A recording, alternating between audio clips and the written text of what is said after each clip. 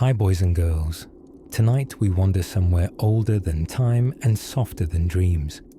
A place where the wind smells faintly of war and wisteria, and even the silence carries a samurai's sigh. Before you drift too far, the like button is right there. Tap it gently, like you're plucking a lotus blossom or poking a jellyfish made of sleep. Now, imagine waking up on a tiny island, where ancient bamboo groves whisper tales of emperors and emperors whisper back. It is the early 1940s in Japan, and while spring still brings cherry blossoms, it also brings something darker. A war stretching halfway across the planet, a military government draped in epaulettes and ambition, and a rising sun that, well, rose just a little too aggressively. But don't worry. We're not here to argue about geopolitics or count battleships. We're here to float gently, like sleepy cranes, across the oddities that sleep beneath history's polished surface. And friend, tonight's secret is a strange one. You see, among the many legends of the Pacific War, tales of codebreakers, jungle ghosts, and aircraft carriers big enough to cast shadows on the moon, there lived a story both tragic and bizarre, that of the kamikaze pilots who, before plunging themselves into enemy ships, often took something extra, methamphetamine. Yes, crystal meth, the kind of substance that today calls to mind mugshots and missed dentist appointments. But once upon a war, it was sold in Japanese pharmacies under the charming name Philippon, which sounds like a Greek god of productivity, or maybe a laundry detergent. Either way, it was popular, very popular. Japan in the 1930s and 40s was enamored with speed, not just the drug, mind you, but the concept. Speed meant modernity, speed meant progress. And meth was legal. It was a miracle molecule served in glass ampules, recommended for truck drivers, students, and, wait for it, patriotic warriors of the sky, who needed to stay focused and fearless for just a little while longer. Now, we don't usually think of kamikaze pilots, those young men sent on one-way missions, wrapped in headbands and farewell letters, as speed freaks. But history, like a futon, has layers, and in the cozy creases of World War II, archives lurk official memos approving stimulant use for morale enhancement. Translation: they're scared. Give them the good stuff. Meth was a kind of synthetic courage, cheaper than honor and much faster than stoicism. Some accounts suggest that kamikaze pilots were given doses of Philippon shortly before takeoff.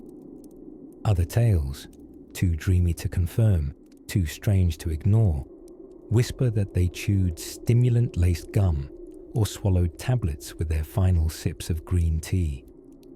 It was believed that this chemical concoction would burn away fear, sharpen eyesight, and make the soul just a bit less clingy to the body it was about to leave behind. Don't worry, we're still gliding gently. There are no bombs or fireballs here. Only the slow realization that war is not made of steel alone, but of stories and substances and the small, strange choices people make when cornered by history. And Japan, at that time, was very much cornered. By 1944, the tides of the Pacific War had turned unfavorably. Island after island was swept away like teacups before a tsunami. Desperate for a miracle, Japan turned to an ancient concept wrapped in modern horror: the divine wind. Kamikaze. The term itself harks back to a 13th century typhoon that, legend says, saved Japan from Mongol invasion. In the 1940s, the hope was that lightning could strike again, this time with fighter planes. Young pilots, often barely old enough to shave, were asked to launch themselves into American ships. A divine wind, now smuggled into cockpit seats, aided not just by tradition, but by pharmacology. Imagine sitting in a rickety plane, heart made of fire and confusion, The Pacific Ocean stretched before you like a mirror too wide to understand. You're clutching a photo of your mother. There's a folded poem in your breast pocket. And in your bloodstream, just enough methamphetamine to keep despair at bay. Sleepy yet? Good. We'll continue soon, drifting further into the dreams of war and the boys who flew while high on something more than honor. Chapter 2. Whispers of War and the Great Japanese Coffee Substitution.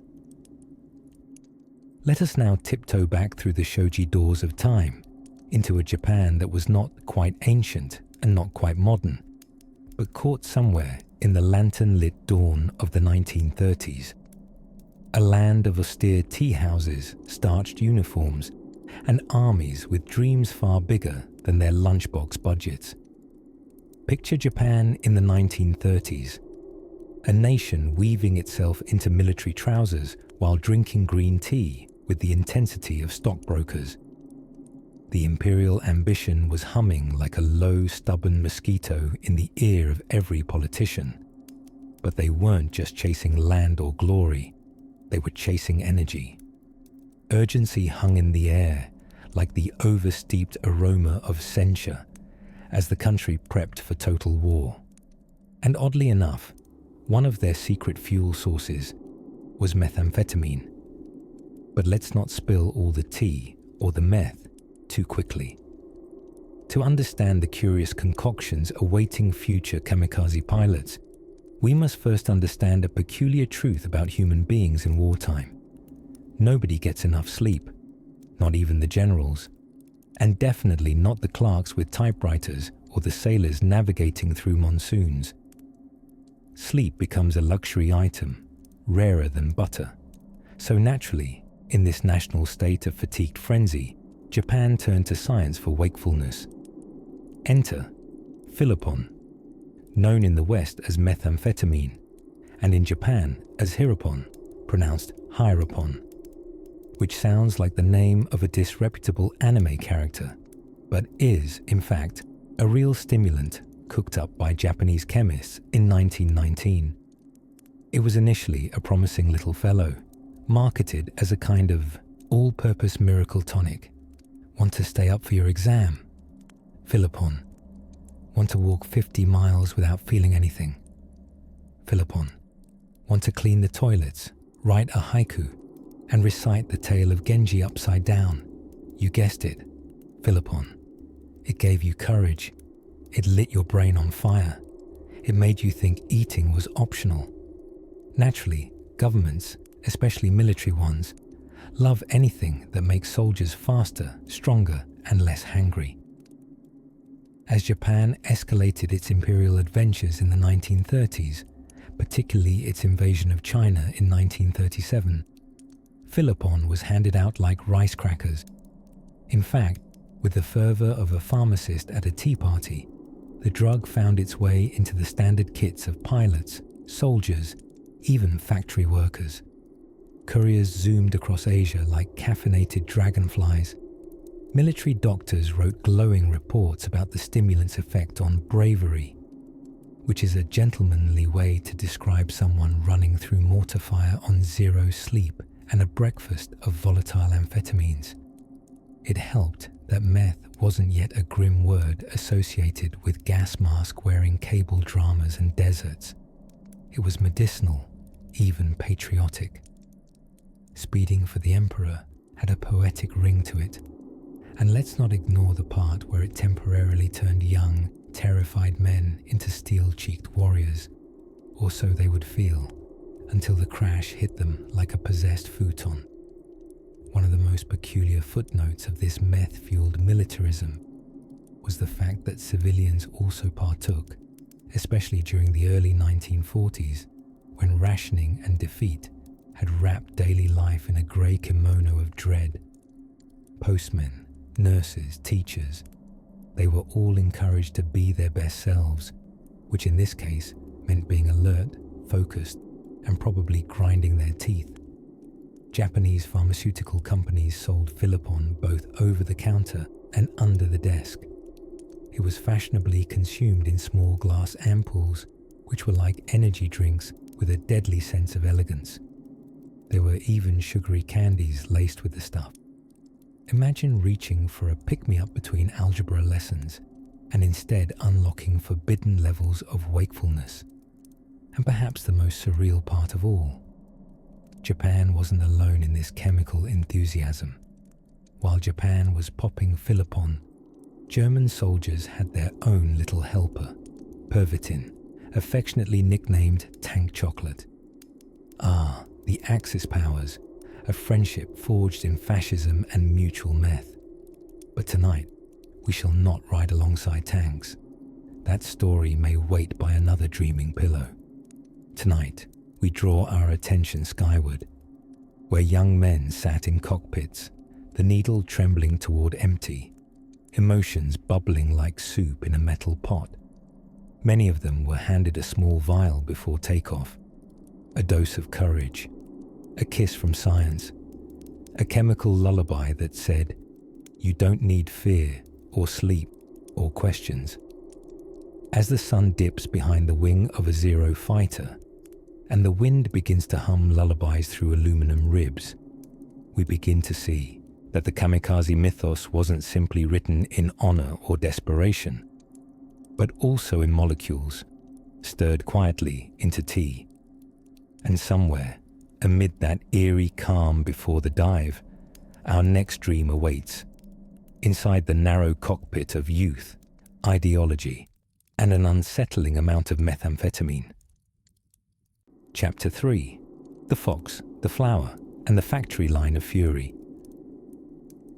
As the moon drifts lazily across the Pacific sky, we find ourselves wandering through an unusual garden. Here, the cherry blossoms bloom from steel blue helmets, and the foxholes smell faintly of pharmaceuticals. Tonight, in our sleepy meander through yesterday's wrinkles, we arrive at a curious chapter in wartime Japan, where loyalty was modeled after Bushido, destiny wore a pilot's scarf, and methamphetamine was dispensed like peppermint tea. Picture this: Japanese pilots, slouched in steel-seamed Quonset huts, sipping water laced with something that could keep your grandmother crocheting at warp speed for 12 hours straight. That something was called Philippon, a cheery name for a not-so-cheery chemical cousin of crystal meth. Yes, meth. Here's where it gets cozier, because you'll sleep more soundly, knowing that the wartime governments of the 20th century were not only very inventive, but also wildly optimistic about side effects. Initially developed in 1893 by a Japanese chemist named Nagai Nagayoshi, say that 5 times slowly while dozing off, methamphetamine had once been a dusty set of flasks and hopes in a Tokyo laboratory. But by the 1930s, it was injected into every corner of industrious society, from factory workers pulling grueling night shifts to students pulling even gruelinger all-nighters. And naturally, soldiers were ripe targets, especially pilots, especially the ones sent on one-way tickets to eternity. In the wild tempo of the 1940s, Japan distributed Philippon freely to the military, often in little foil-wrapped doses called Hirapon, which sounds surprisingly like a lost Pokemon, but is in fact something much less child-friendly. Before flights, young kamikaze pilots, many barely 20, cheeks smoother than the wings they flew, were sometimes offered doses to suppress fear and fatigue. It's hard to say how much was voluntary. It's even harder to imagine if someone facing a fiery, unreturnable fate would care either way. Picture a small squadron, gathered pre-dawn, their uniforms pressed, their letters home already written, some laced with poems, one even quoting a line from Goethe. The commanding officer speaks softly, handing each pilot the wings of caffeine's overbearing older cousin. Fear and adrenaline usually do the job, but meth practically built a trampoline over the pit of panic. For a few short hours, it could transform a trembling conscript into what appeared to be a fearless eagle, a slightly jittery, jaw-clenching eagle. Meanwhile, back in the factories belying Tokyo's biscuit-colored skyline, women working 12-hour shifts sewing parachutes and riveting 1,000 ghosts into every fuselage were also issued small, cheerful triangles of pharmaceutical encouragement. Side effects included insomnia, heart palpitations, existential rumination, and bragging to pigeons. It wasn't just Japan, of course. The Axis and Allies alike rode the stimulant carousel with wild-eyed vigor. The Germans had Pervitin, meth in a chocolate bar wrapper. The US dropped Benzedrine into the hands of soldiers and bomber crews like caffeine-flavored Tic Tacs. But the Japanese military took it just one cherry blossom further. There were whispers, some not so soft, of entire units struggling with withdrawal. Pilots who survived and were rotated back showed erratic behavior that would have alarmed even the most progressive dinner parties. And yet, the drugs kept flowing, the missions kept launching, and the illusion of calm bravery fluttered perilously under the humming propellers. And still, in between the missions, the rigid rituals, and the perfumed letters tucked into olive drab pockets, there were human beings, boys who watched the stars one last time, scribbled clumsy jokes into goodbye notes, argued about baseball, and let the meth soak into their bones like bitter tea in porcelain cups. Their intent wasn't madness, nor was it addiction, at least not in the modern sense. It was duty, braided tightly with desperation, fervor, and the fragile armor of a culture taught to hide fear behind honor. The drug simply built a bridge from trembling adolescence to steel-nerved martyrdom, and so they soared, not always gracefully, not always willingly, but charged with a jittering courage concocted in both ideology and chemistry. It was heroism manufactured at the collision point of loyalty, tragedy, and methylated ambition. Now, let your mind drift softly like a zero plane on its final coast, towards a horizon woven with clouds. For beyond the prescriptions and propellers lies another curious fragment of this story. Quiet and waiting behind bamboo curtains and velvet regulations. Let's tiptoe there next, where propaganda meets poetry, and the kamikaze spirit becomes something a little more emotional. Chapter 4 of Maps, Mustaches, and the Imperial Navy's Quiet Panic. Nestled in the lull between sugarcane whispers and cherry blossom dreams, this chapter guides us gently into the softly rumbling bellies of Japan's floating fortresses, the vessels of the Imperial Navy. Ah, the sea, that large salty puddle where empires often went to misplace ambitions. From the rolling Tokyo Bay out into broad Pacific silences, the Imperial Navy was both proud and, as it turns out, profoundly unprepared for what history would soon serve on a tin plate of calamity. By 1944, Japan's admirals were less salt of the earth and more salt in the wounds. The empire had stretched itself like a too-thin futon, looking impressive, but leaving toes exposed in Siam and elbows stranded in Micronesia. War had become, to put it gently, a logistical Sudoku in a hurricane, and amidst this twisting tempest, naval command sat at polished tables, sketching new maps with straight lines and very crooked logic. Imagine the headquarters, a warm tatami mat underfoot, somber portraits of dead naval heroes looming above, and between them, men with tightly clipped moustaches and the 1,000-yard stare of someone who hasn't seen a banana in 6 months. They peered at charts not just for strategy, but perhaps in secret hope they could summon divine intervention with enough squinting. Gentlemen, one might begin, rolling out a fresh map with the gravity of a kabuki finale. What if our destroyers simply Go faster. A pause, a shuffle of papers, the heavy silence of too much green tea. There, in these rooms of desperation lightly seasoned with national pride, stirred the earliest whispers of tactics that would eventually produce a squadron of university students flying bomb-laden aircraft on one-way trips. But before the kamikaze dive, there was this quieter plunge into resourcefulness, absurd propositions, and a growing shortage of everything except stubbornness. The Imperial Navy had been caught in a pickle jar of proportions not even veteran picklers could envision. Oil, for instance, or the noticeable lack thereof. You see, when the Americans sealed off key supply routes, Japan began recycling whale blubber and pine oil to keep the war machine humming. The battleships smoked like old jazz bars, and the engines coughed like uncles with opinions. And then, there were the pilots. Brave, yes. Prepared? Well, let's say they were trained as thoroughly as one could be with 30 minutes of flight experience and a vague suggestion of which way was north. The aviation schools began producing pilots in quantities that made rice production look modest. But this was not quality over quantity. Nay, it was quantity over logic. Some pilots had only practiced landings in a chair while an instructor shouted, "Wee!" and threw a paper fan for realism.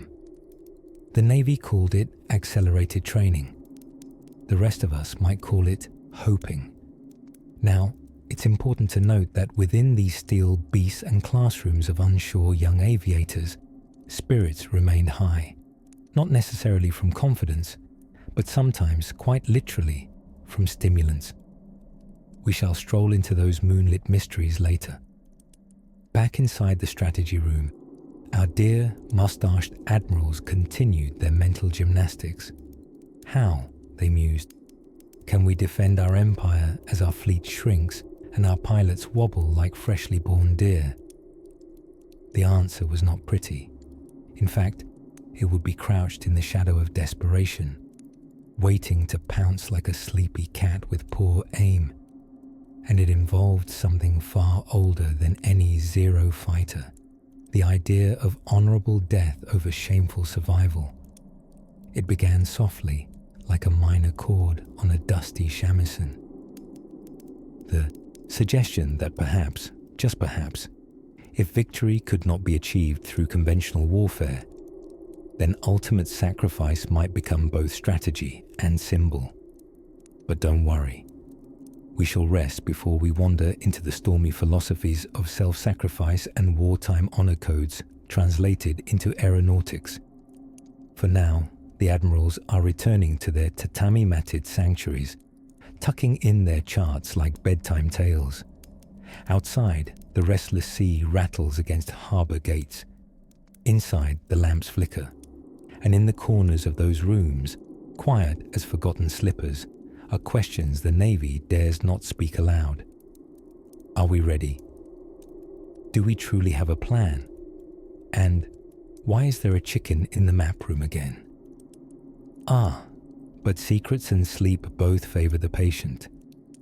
In our next soft footstep forward, we'll take a dreamlike stroll to the barracks, where young pilots, barely old enough to shave, are handed helmets, prayers, and packets of something that, shall we say, causes very few naps.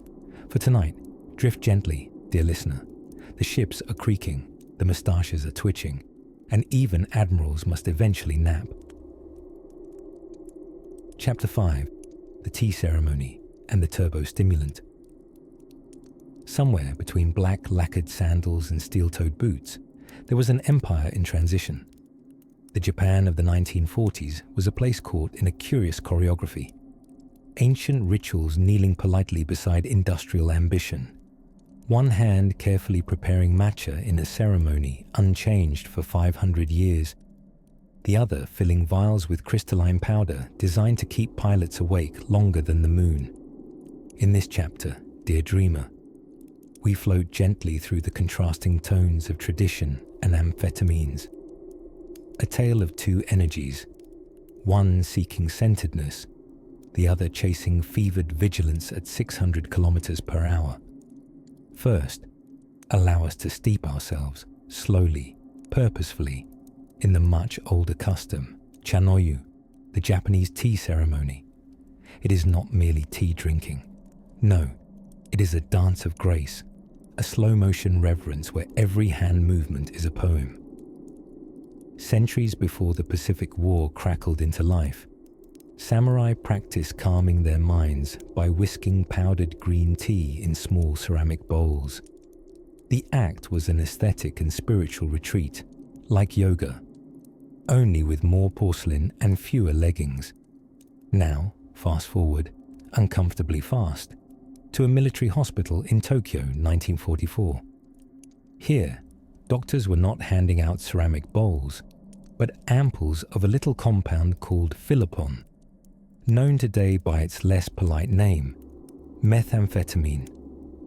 The word philopon means love of labor, which is charming in a wonderfully disturbing way.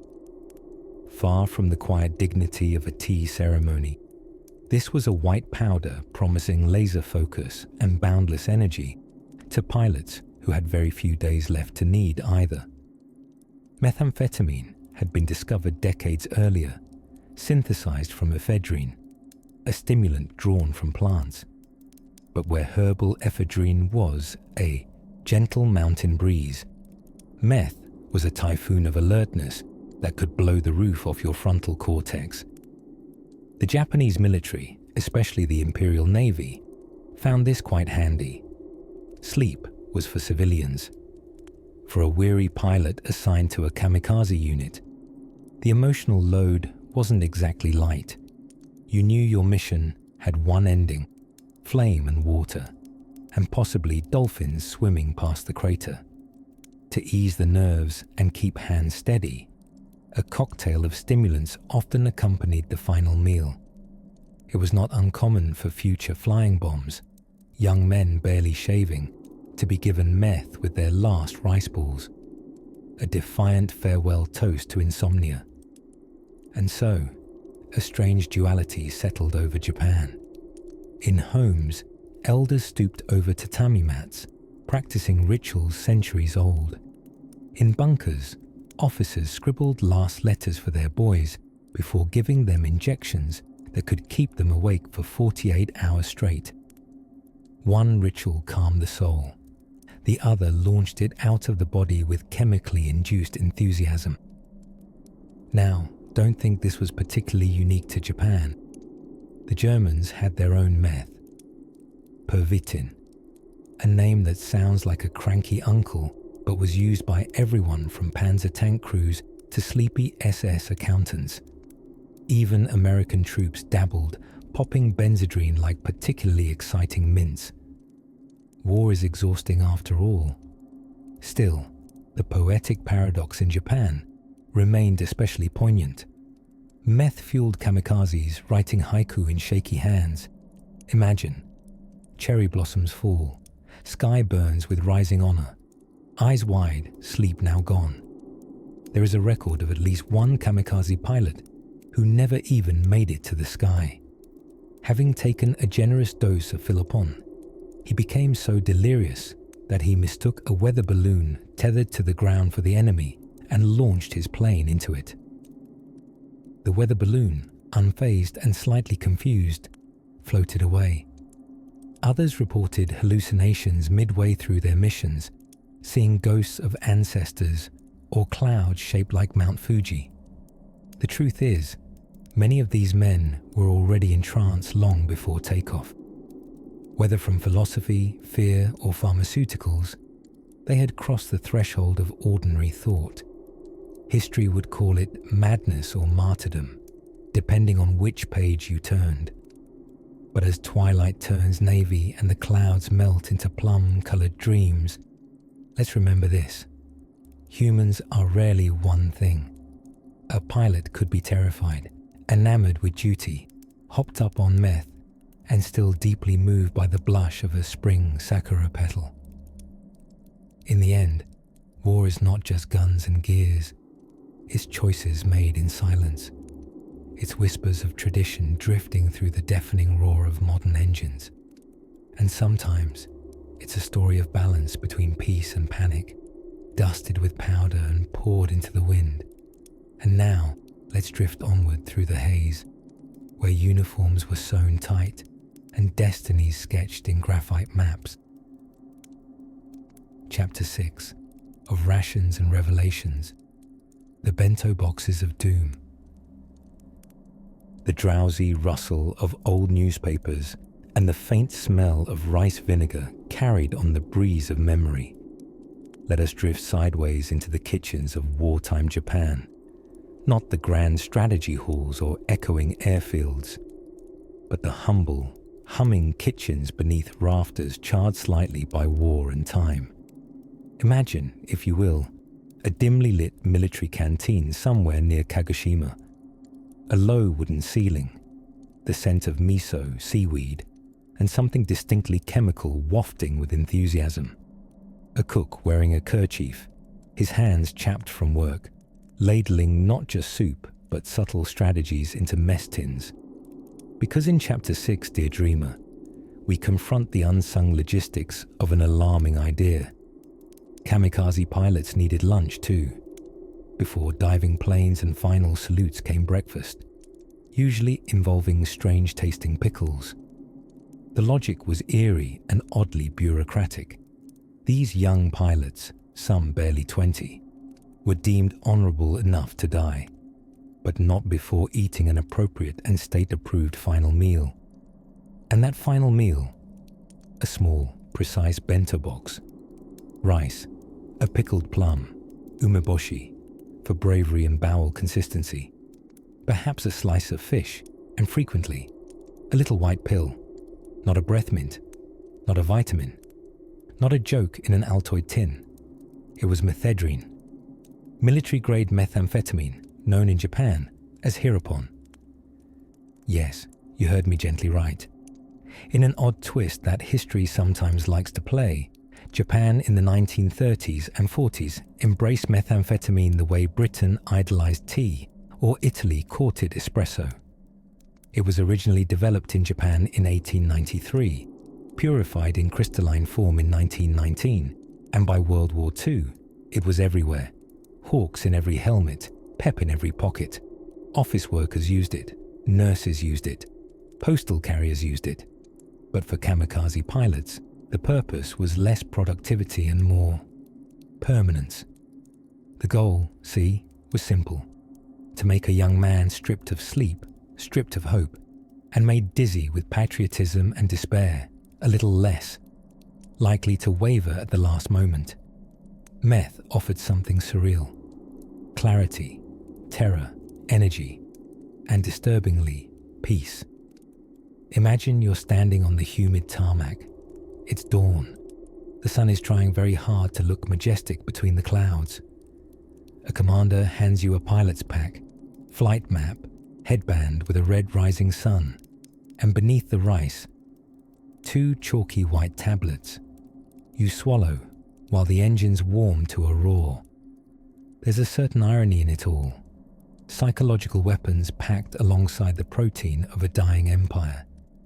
The edibility of one's courage has rarely been so literal. Now, to be fair, it wasn't all meth and miso. The diets leading up to the final missions were intensely symbolic. Ceremonial cups of sake, a writing desk to pen last letters, often dripped with ink and semi-forced sentimentality. But those little meth capsules, sometimes hidden, sometimes offered plainly, became part of the ritual. The state liked their soldiers speedy, focused, and, decisively, final. And the meth worked.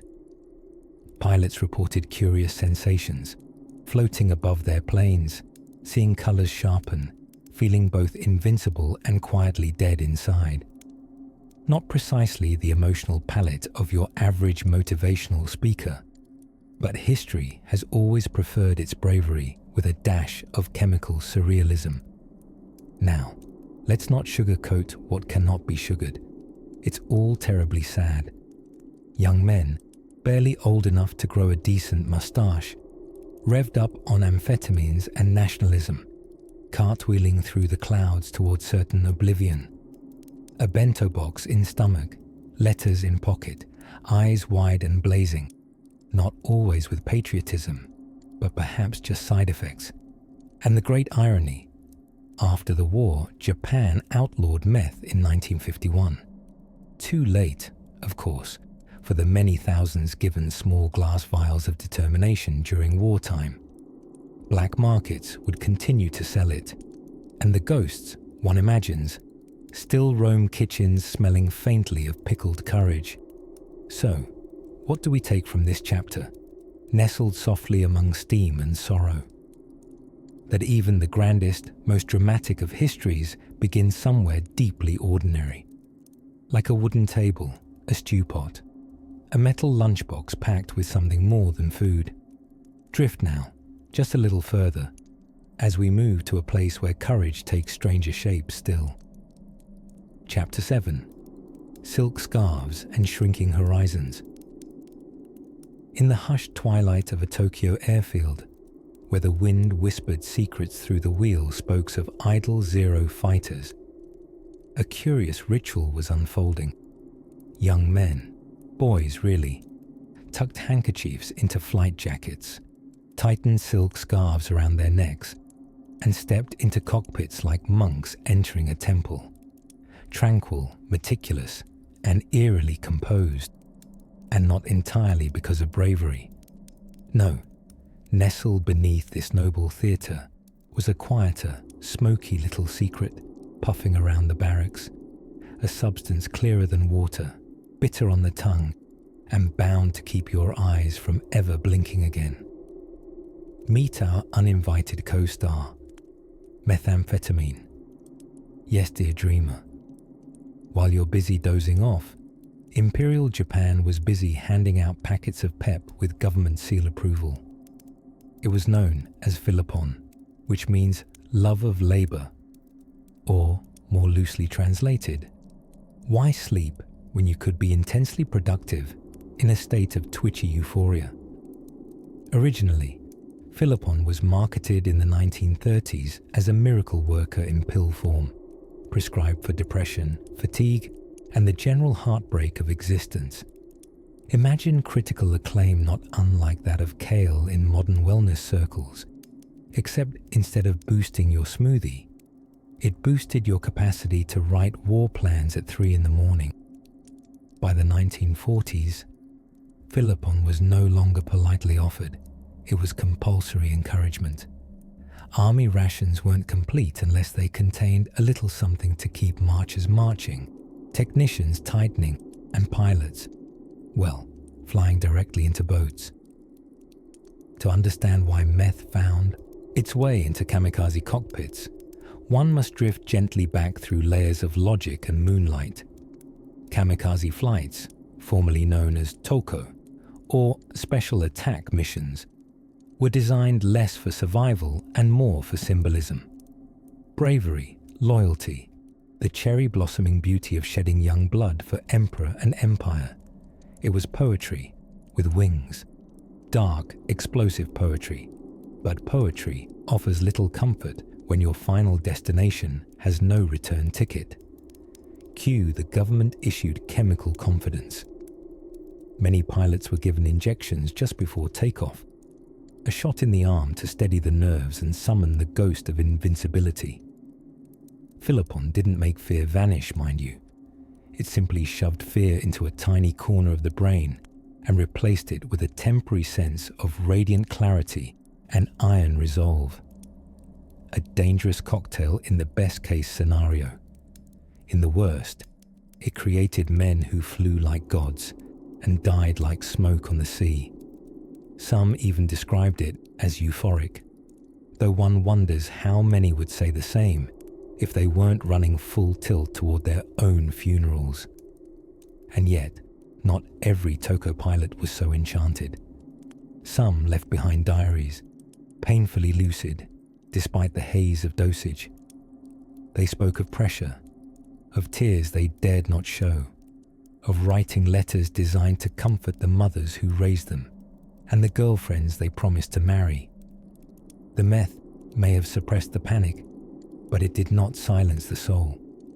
It would be too simple, too tidy, to explain away the kamikaze phenomenon as mere pharmacology.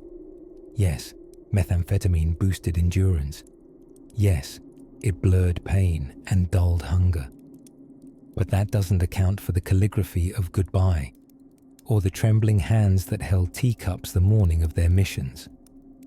Besides, in the village shrines and hometown cemeteries where these young men are still remembered, the tablets rarely mention chemicals. They speak of sacrifice, of duty, of cherry blossoms falling just once a year. Still, history is not built on marble alone. It's made of flaws and fibers, quiet doubts and pharmaceutical missteps. It's these sleepy little footnotes that make the stories feel human again. And so we remember that even a fearless dive skyward may have been washed in chemicals, prayers, and a touch of trembling resolve. Tonight, as we drift off to dreams soft as silk scarves and just as misleading, let's slide gently from the airfields and gaze out over the Pacific. The horizon is beginning to shrink, but before the storm clouds burn red in the distance, there is something stranger waiting in the distance. Training, strategy, and a not-so-gentle indoctrination. We'll pick up from there, soldier. But for now, close your eyes. Let the engines idle. Let the scarf flutter. Let sleep come in a glorious and entirely meth-free fashion. Chapter 8. The Tea, the Typewriter, and the Twilight Orders. There's something exceptionally soothing about the clack of a typewriter in the dusk of war. Imagine it now. Tokyo, 1944. A city of hurried sandals and stewing silence. The sun setting like a gold coin sliding behind black silk curtains. Somewhere high up in a dim military office, a man with impeccable calligraphy and questionable caffeine tolerance is typing out the orders that will come to define despair dressed in patriotism. This chapter brings us to the quiet bureaucrats of the Kamikaze program, those ghostly figures who didn't fly the planes, but typed the reasons why others must. You see, the legend of the Kamikaze pilots often smells of gunpowder and cherry blossoms, but behind this smoky imagery sat a series of desks with tea stains, paper stacks, and haggard officials who hadn't seen their children nor sunlight in several fortnights. Here, orders were composed, sometimes poetically, always tragically, directing young men toward the skies with no return maps. One of these secretaries, whose name history forgot, but whose poor posture echoes through time, was responsible for transcribing the final notices. These were written in a tone best described as mildly stoic, with generous floral metaphors. They read like somber haikus. You are a falling petal of empire. Honor awaits. Fuel permit enclosed. But first, there was tea. Tea was the gasoline of the air staff office. Before ink touched parchment, kettles touched flames. Imagine our tired clerk lowering his face toward a steaming cup of censure, eyes hollow yet determined. A moth bumps softly against the overhead lamp. A cicada hums in the trees outside, unaware of the strange theatre unfolding inside. And there it was again, the creaking door. It only opened halfway. The lieutenant colonel never used the full hinge, as if the hidden half of the door led into another dimension. With a nod slightly too dramatic for a man wearing round spectacles, he would glide to the desk with fresh orders and say something vague like, "The wind favors our sacrifice." This was code for, "We've just heard from command. Draft another batch." The pilots were selected, though volunteered is the term often used, with quotation marks so heavy you can hear them thud. Once chosen, they were briefed, saluted, and handed their mission documents. These were typed with deliberate strokes, not to convey haste, but because every element, from ink to intention, was meant to feel ceremonial. Each letter was stamped with an official seal, and each folder included a photograph of the target ship, a flight plan, a letter of commendation, and, remarkably, an envelope of crystalline methamphetamine labeled Combat Stimulant No. 1. Yes, the same national energy boost we discussed. Meth wasn't just for overnight shifts or sleepless aircraft factory welders. These stimulant sachets were tucked in the pilot's breast pockets like perfume notes from a lover. A cruel twist, for they neither soothed the soul nor prolonged the moment. They merely stretched it, drawn, bright and tight like silk about to tear. Meanwhile, our quiet clerk, after finishing each grim missive, would sip more tea. He began sleeping under his desk, they whispered, murmuring the names of towns he'd never returned to. His was a war waged in stationery and silence. Memos crinkled like dry leaves in wartime filing cabinets. Some orders were confused, mixed up between different wings or assigned to squad leaders already lost in earlier missions. Others were double-stamped out of panic, which is like World War II's version of sending a risky email and then forgetting to proofread. Beside him, the typewriter hummed softly, like a lullaby machine for bureaucrats, its keys producing the poetry of state-sponsored oblivion. One night, as fog laid itself gently across the city, a new set of orders was delivered, but the letters bore an unusual wrinkle in tone, less poetic, more desperate. It was clear to those paying attention, which admittedly was about 5 people and a seagull, that something was changing. The missions, once noble in their scripted purpose, were tilting toward madness. Pilots were getting younger. The photographs were now black scribbles, and the tea stronger than ever. As he sharpened his pencil for tomorrow's despair, the clerk paused. Somewhere in the alley just below his window, a record player wheezed out a jazz tune smuggled from America, a strange, bright thing. It made no sense, but it made him smile. And speaking of odd contradictions, in our next passage, we'll drift inside a barracks where cherry blossoms tap against thin paper walls, and a young pilot folds his final letter with practiced grace and no idea what day it is. For now, let the record play. Let the tea stay warm. Let your thoughts drift like sakura petals dancing too slowly to notice the storm. Chapter 9. The Sleepy Science of Stimulants and Samurai Spirits. Drift with me now into a strange little corner of World War II, one that was equal parts pharmacy, philosophy, and profound exhaustion. It's the early 1940s, and Japan, like several other nations, is beginning to discover the magic, if one dares to call it that, of chemically inspired courage. You might think of it as Red Bull with a samurai code, or perhaps as a nap ruined by science. Now, nestled deep within a cramped wartime laboratory, likely too bright, very beige, and definitely smelling of military-grade floor polish, Japanese scientists were busy packaging something extraordinary. It was a clear, crystalline compound known scientifically as methamphetamine, though the polite among us might simply call it meth. Methamphetamine, the compound at the heart of Nuestro chapter tonight.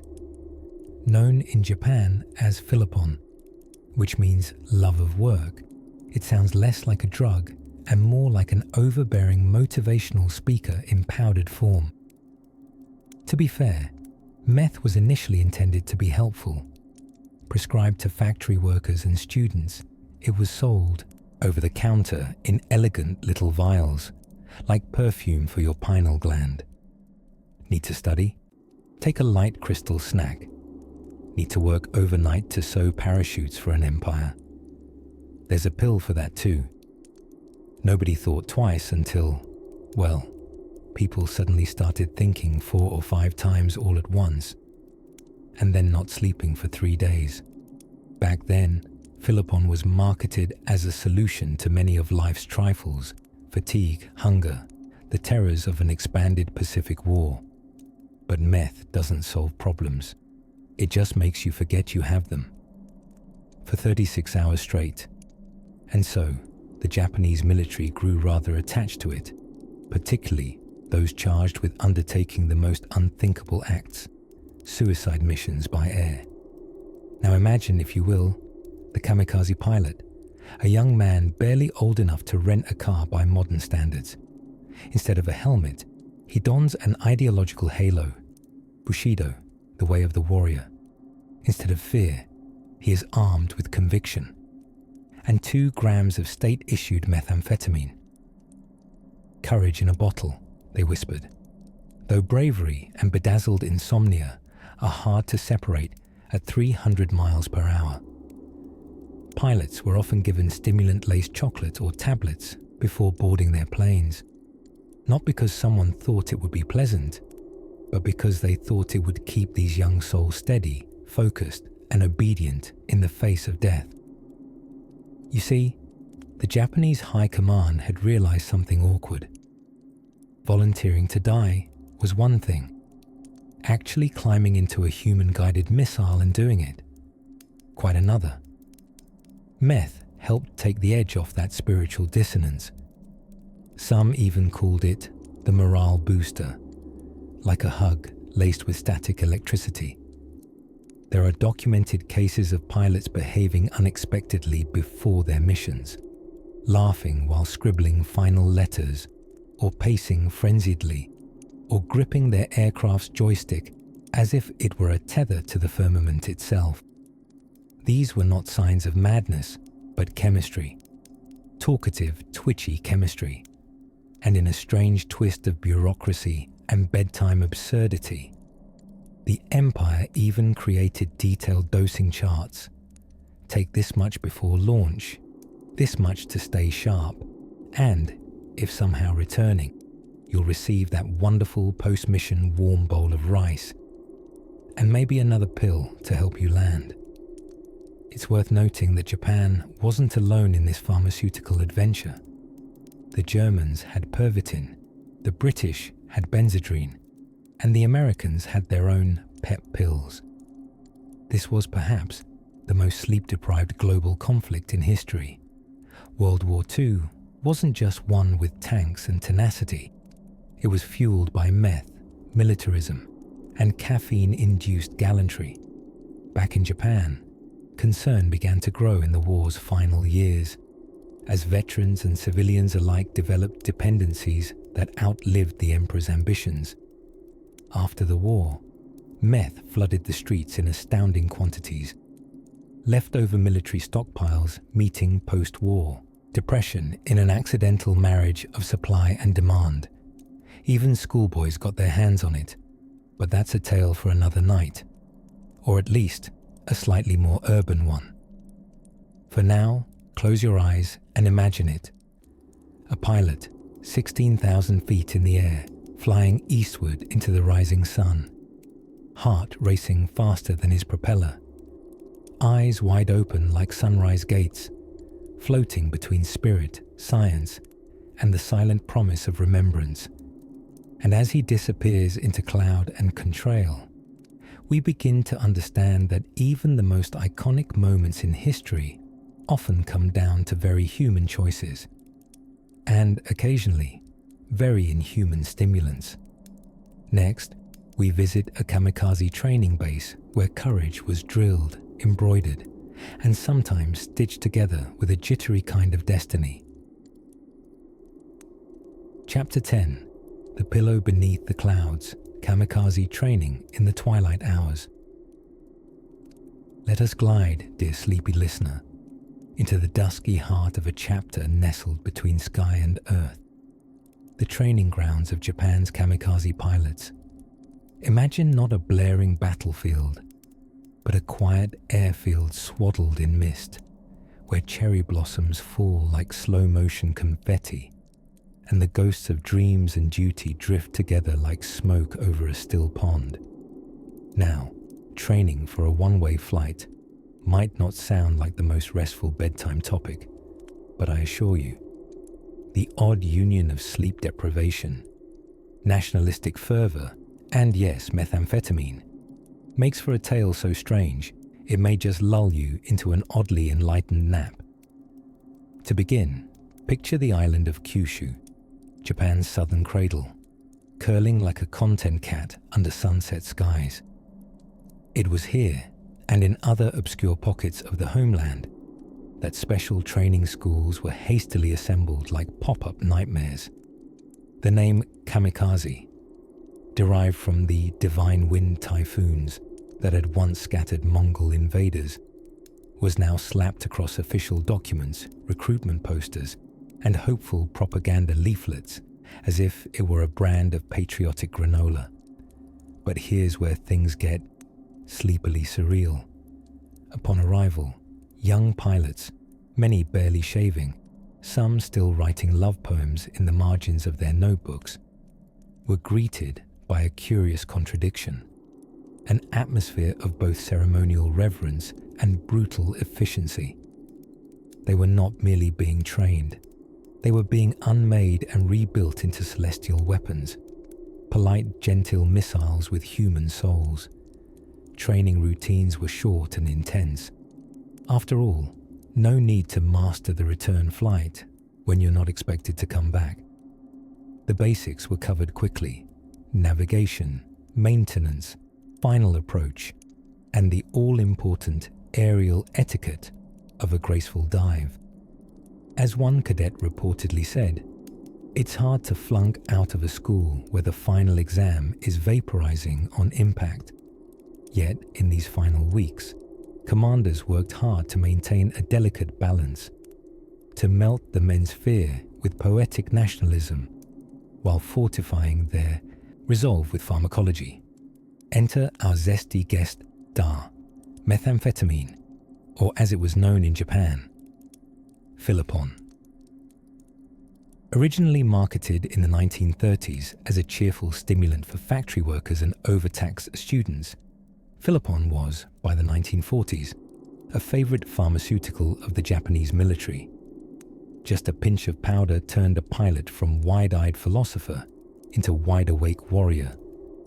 Conveniently forgetful of mortality, deeply focused, and, perhaps most enjoyable from a military standpoint, rather annoyingly confident. The training process relied heavily on hypnotic repetition. Pilots would simulate final dives again and again, not in a plane necessarily. Fuel was scarce after all, but in imagination, in shrines, beneath moonlight, and even during sleepless nights in cramped, tatami-matted dorms. You see, sleep was not so much discouraged as cancelled. Nights were for writing farewell letters, chanting patriotic verse, and visualizing glorious combustion. Pilots described vivid dreams and hallucinations of themselves already dead, ghosts rehearsing their own disappearance. Instructors, perhaps the real poets of this somber theatre, described their teachings in fantastical terms. One told his students, "You are not dying, you are becoming wind." Vague, absolutely, comforting, arguably, aerodynamically nonsensical, for sure. But philosophical fluff was the fuel of the soul, and when paired with Philipon, it left one both inspired and disturbingly jittery. Let us drift now into the sounds of that training ground, not the roar of engines, but the rustle of paper cranes folded in secret, the low hum of sutras chanted before lights out, the clack of ink brushes tracing kanji onto silk headbands, the scent of pine candles mingling with gun oil, all of it painting a picture softer than the silhouettes of their final planes. Cherry wood slivers floating through the sky, each a message wrapped in moonlight. But even in such strange serenity, the reality seeped in. Several pilots, still barely gripping manhood, would question their paths aloud. Instructors would reassure them not with threats, but with tea and tales of samurai ancestors who also faced death with handsome eyebrows and poetic indifference. One former officer recalled, "We taught them to see their bodies as arrows, pulled back, then released. Simple, necessary, and gloriously lost. As we settle now into the silk-lined edge of reverie, let us leave the training grounds where the air smells of burning incense and fear, and follow the story into a quiet corner of correspondence, where a kamikaze pilot writes home, not with anger, but cherry blossom metaphors and bad poetry. But of course, that's a tale for another twilight." Chapter 11 of Bamboo Blades and Blurry Days. In the still, soft folds of the Pacific dusk, the Imperial Japanese military buzzed, quite literally, with tension, ambition, and as unlikely as it sounds, a whole lot of the methamphetamine.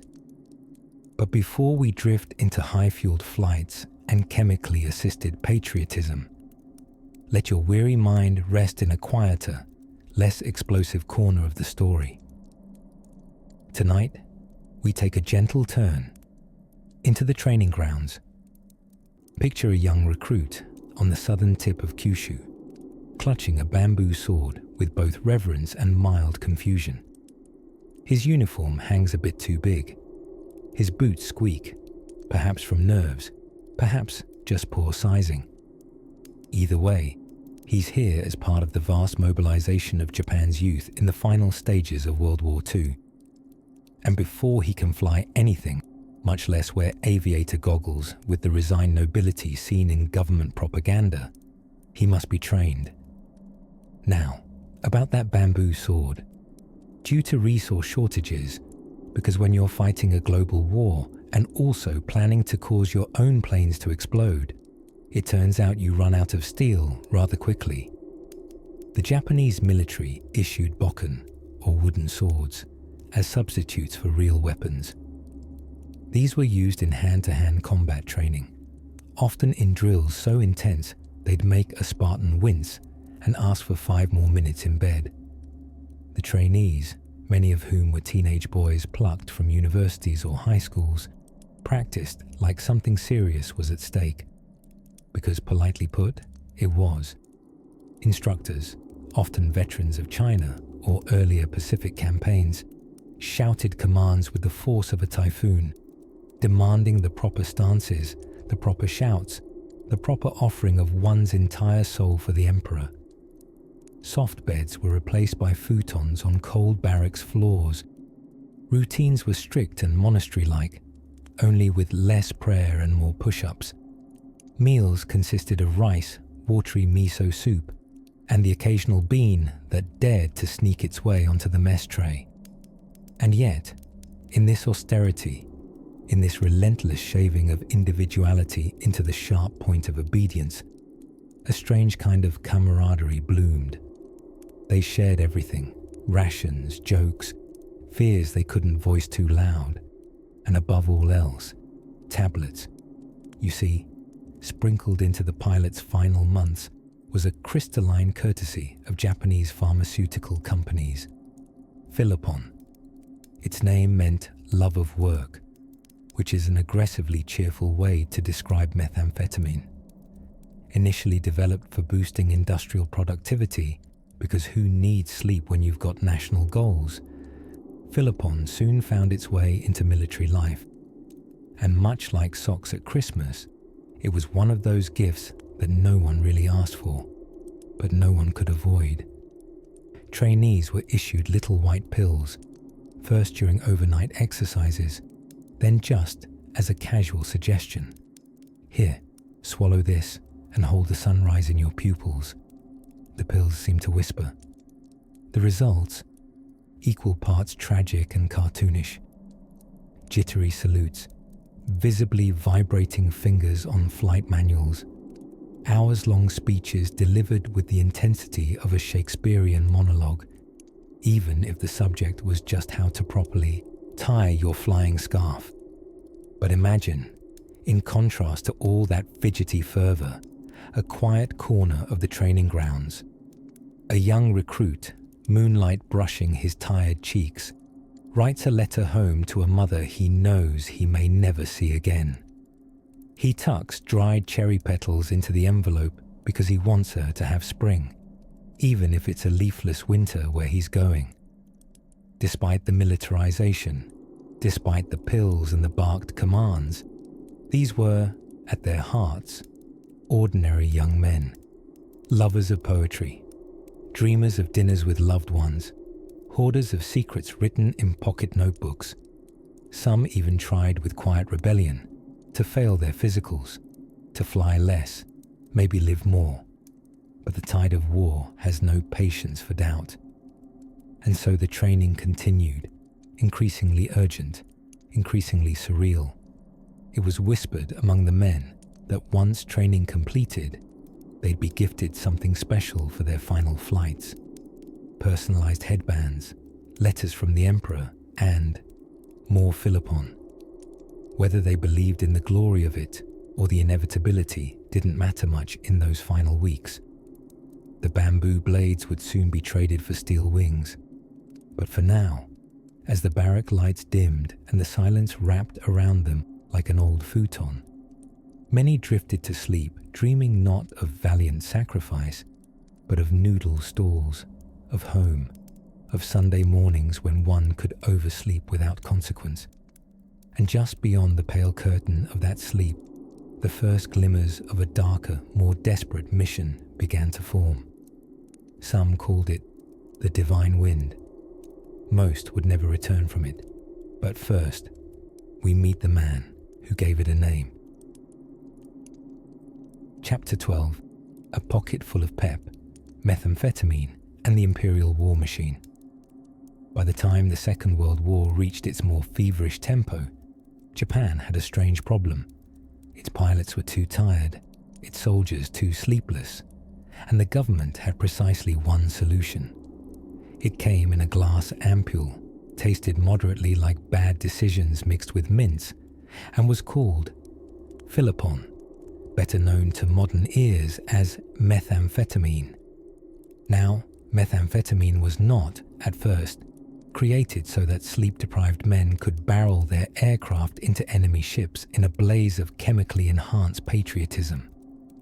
Meth started out as a purely medicinal wonder, the miracle tonic of the 1930s, much like snake oil, but with more endorsements from actual doctors.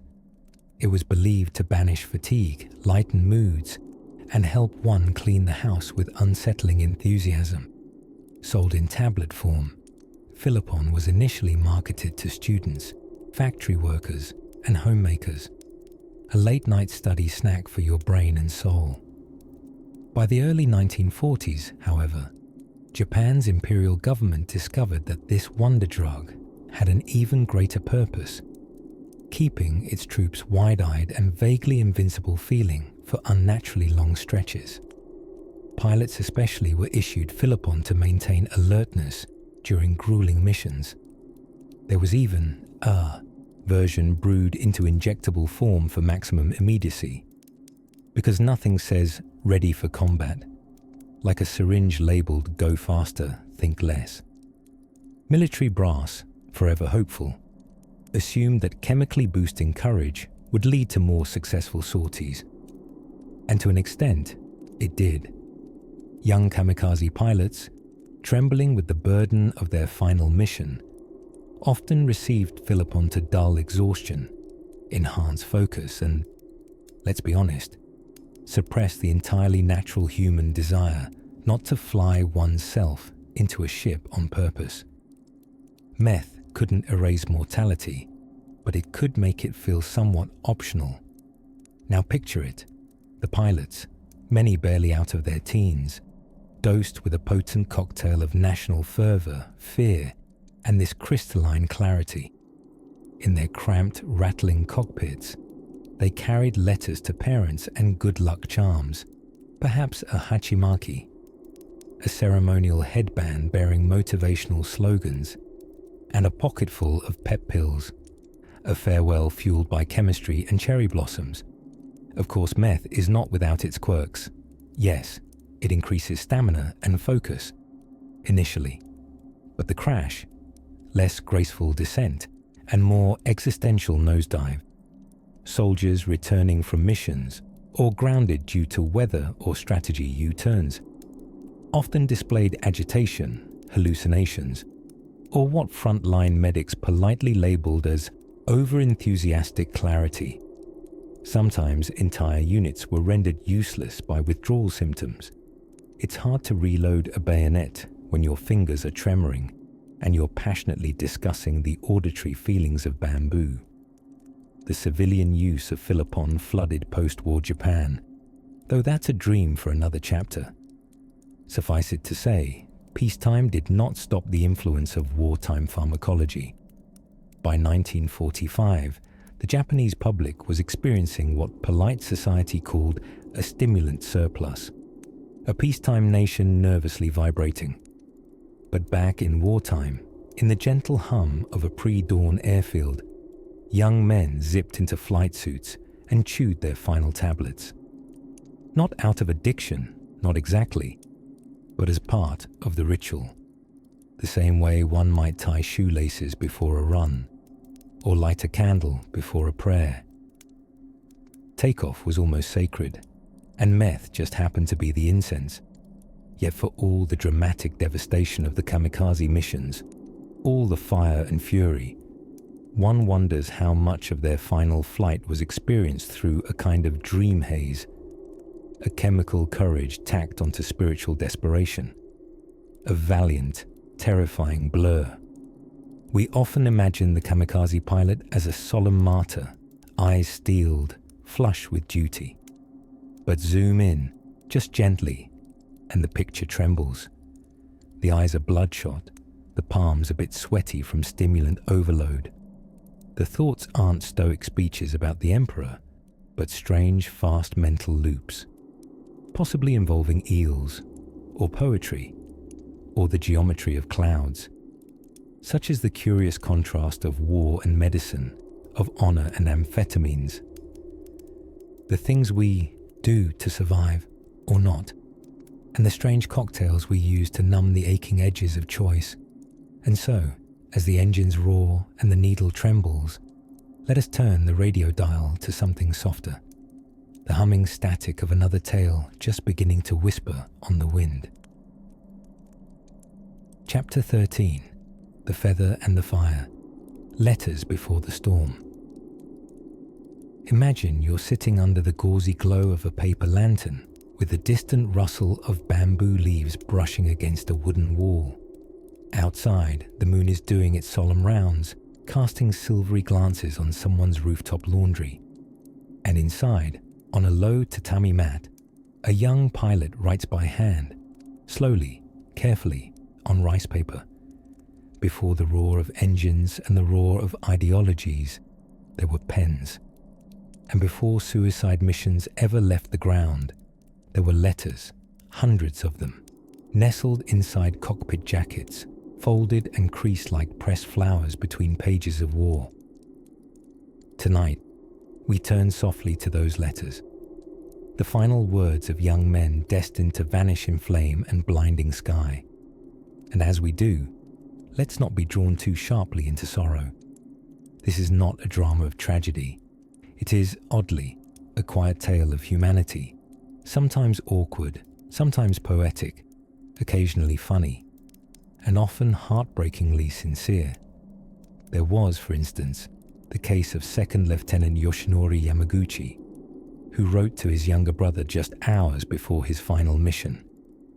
"Be sure to hide my porn magazines. They're in the bottom drawer. Don't let father find them. He won't understand." How terribly human.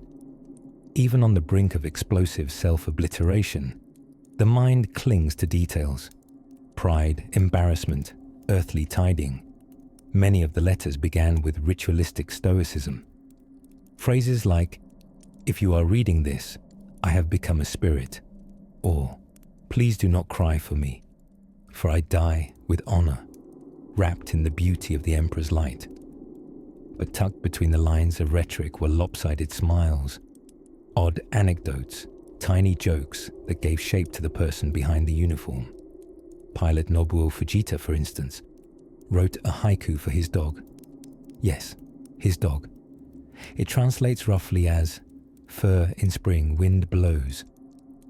Dear Shiro waits at the gate. Tell him I fly far." And while the Imperial program officially discouraged sentimentality, some commanders actively encouraged the men to write these final messages, not because they were benevolent. Oh no. But because, you see, the letters were believed to boost morale. If a young man had something to leave behind, he was more likely to go forward voluntarily. These letters served as a kind of psychological boarding pass, one-way ticket to destiny, paid for with pen, menthols, and wistful glances at someone's photograph tucked inside a folded handkerchief. Of course, not all letters were solemn or poetic.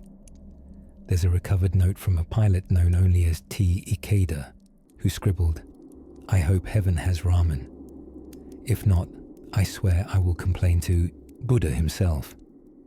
And the letter of Lieutenant Hidemitsu Sato ends with, "Tell my mother I did my laundry. The uniform I borrowed from cousin Hiroshi is under my pillow. Please return it. Make sure he knows I didn't shrink it." Ah, the eternal agony of borrowed clothing. In the grand old halls of history, echoing with battle drums and bombastic speeches, it's easy to forget that most of war's footnotes are just scribbled notes. Messages filled with longing for cool water, love letters partially inked in sweated palms, doodles of planes with smiley faces, and one particularly fine drawing of Mount Fuji with what appears to be Godzilla wearing a kimono. Yes, someone sent their brother a sketch of Mount Fuji being serenaded by kaiju at 3 a.m. in a barracks surrounded by meth distribution and spiritual pep talks. This is what makes history unbearably real, funny, tragic, completely upside down and absolutely human. These letters, when collected and read today, form a strange orchestra of voices. None of them expected to live, but each of them wanted to be remembered. Not as nation saviors, not really, but as sons, lovers, brothers, victims of circumstance, chemistry, and the increasingly poor decision-making of higher command. So we pause here, pen in hand, listening to the rustle of stationery in a breeze from 1945. The words may fade, the ink may blur, but memory, well, memory has a surprisingly long half-life, particularly when it's scribbled with urgency and sealed with gum wrappers. Outside those barracks, engines were being fueled, amphetamines measured out, and rising suns saluted with numb determination. But inside, the quiet scratching of pens, the sound of hearts preparing to vanish and hoping, just faintly, that someone would read. Next, we drift gently toward the curious case of the kamikaze pilot who overshot his target because he was too high, on both altitude and pharmaceuticals. It's a story of clouds, confusion, and a boil that ended a mission. Chapter 14. The Whispering Wings of Yokosuka. Like a silk ribbon curling down through clouds, the sleepy town of Yokosuka nestled itself along Japan's southeast coast, a naval port town where sea and sky shared secrets.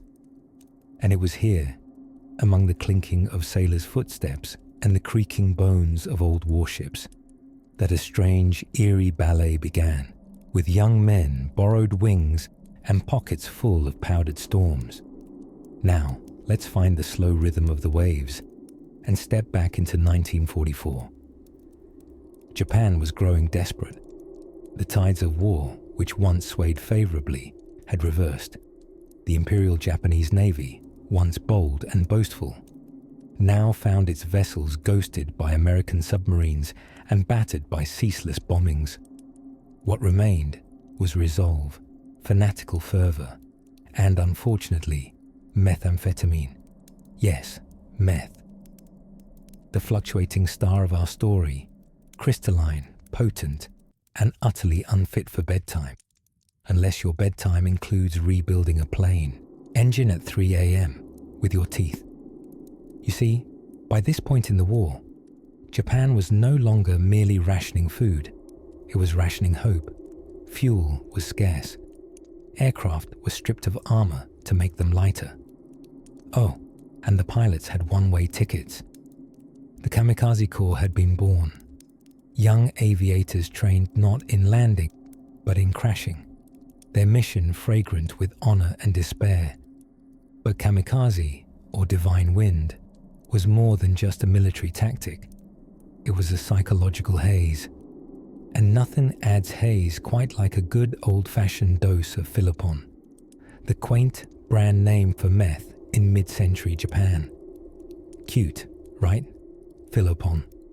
Like a breakfast cereal for insomniac skyfarers. Manufactured by Dynapong Pharmaceutical Company, Philipon had been a legal, widely marketed substance before the war. Housewives took it for pep, factory workers for stamina, students for exams, and now, pilots for patriotism. The logic was chillingly simple. A kamikaze pilot needed to remain awake, alert, and motivated, not merely to fly straight, but to carry a mission beyond the natural hesitation most humans feel when booked for permanent departure. Meth dulled fear, sharpened focus, and ironically, made men feel invincible just moments before their assured mortality. Many pre-sortie rituals involved more than just goodbyes and sips of sake. Before embarking, some pilots received stimulant injections, often described vaguely in flight logs as medicine. This medicine was no flu syrup. It buzzed through veins like electric tea. Now imagine, high above the Pacific, a cockpit baking in sunlight. A boy, just 20, gripping the stick of a Mitsubishi Zero. The ocean glitters below like scattered scales from a wounded fish. His mind humming not only with ideology, but with chemistry. Reports tell of some pilots' erratic behavior, shouting divine mantras, laughing at the sky, trembling or breaking down moments after takeoff. Others grew eerily calm, detached from their fate, speaking in quiet riddles to ground crew. It's hard to untangle belief from Benzedrine when both were fed with the same spoon. And in Yokosuka, where many of these pilots trained, nights were filled with farewells set to the clanking of cups and low, mournful songs. Some wrote letters home, some wrote poems. A few kept diaries, broken and slanted, scribbled in jittery handwriting that leaned like bamboo in wind. There was one account, softly told and probably apocryphal, of a pilot who, after his injection, spent his pre-flight hour chasing dragonflies along the airfield, convinced they were spirits of fallen comrades. Another reportedly recited poetry to his propeller, thanking it for accompanying him to the land of myth. Tragic, yes. Absurd, also yes. But there's something sacred in these contradictions. Boys turn to angels of fire via bureaucracy, chemistry, and wartime mysticism. Humanity wrapped in a flight jacket, stitched with caffeine metaphors and fueled on substances we'd now impound at airports. As darkness pressed gently against the port city, the glow of lanterns flickered over airstrips, casting haloed silhouettes of planes lined for oblivion. And one could almost hear the ghosts sighing through the wind tunnels, their whispers mingling with the hum of engines and the faraway cry of gulls. Next, we'll drift a little deeper into the strange world of kamikaze letters. Tender, terrifying, and often terribly romantic. For now, let your mind float like a paper crane gliding toward the calm of the clouds. Chapter 15, a cup of tea, a whiff of stimulants, and other morning rituals. Let us drift now to a peculiar morning over the Pacific, one painted with sunrise, sea spray, and a scent that wasn't quite coffee. You see, in the high-flying days of the Pacific War, not everyone's breakfast came with toast and marmalade. For some of Japan's airborne warriors, the meal of the moment was a neatly packaged dose of methamphetamine, taken without cream or sugar. Yes, tonight we're sipping slowly through the haze of stimulant-fueled sky missions and the rise of a very curious concoction. Philipon. Philipon, whose name means love of labor, a phrase better suited to mid-century factory walls than a cockpit careening toward doom, was first synthesized in 1919 by a Japanese chemist named Nagai Nagayoshi. And while its debut wasn't exactly theatrical, its later career would be nothing short of, well, electrifying. Methamphetamine, you see, was something of a miracle molecule to wartime governments. It perked up the drowsy. It numbed both fear and fatigue, and it let you fly missions for 14 hours without blinking, though blinking does come in handy, especially while flying. The Imperial Japanese military began distributing Philipon liberally during the Second World War, not just to kamikaze pilots, but also to infantrymen, tank operators, even bureaucrats burning the midnight oil. Everyone, it seemed, who could benefit from reality being just a bit more sparkly.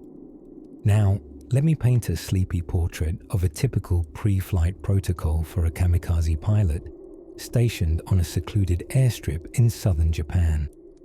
Imagine clouds as puffs of steamed rice, the ocean humming beneath, and somewhere between the solemn ceremony of writing the final letter home and the lacing of boots, came a small medicinal bottle.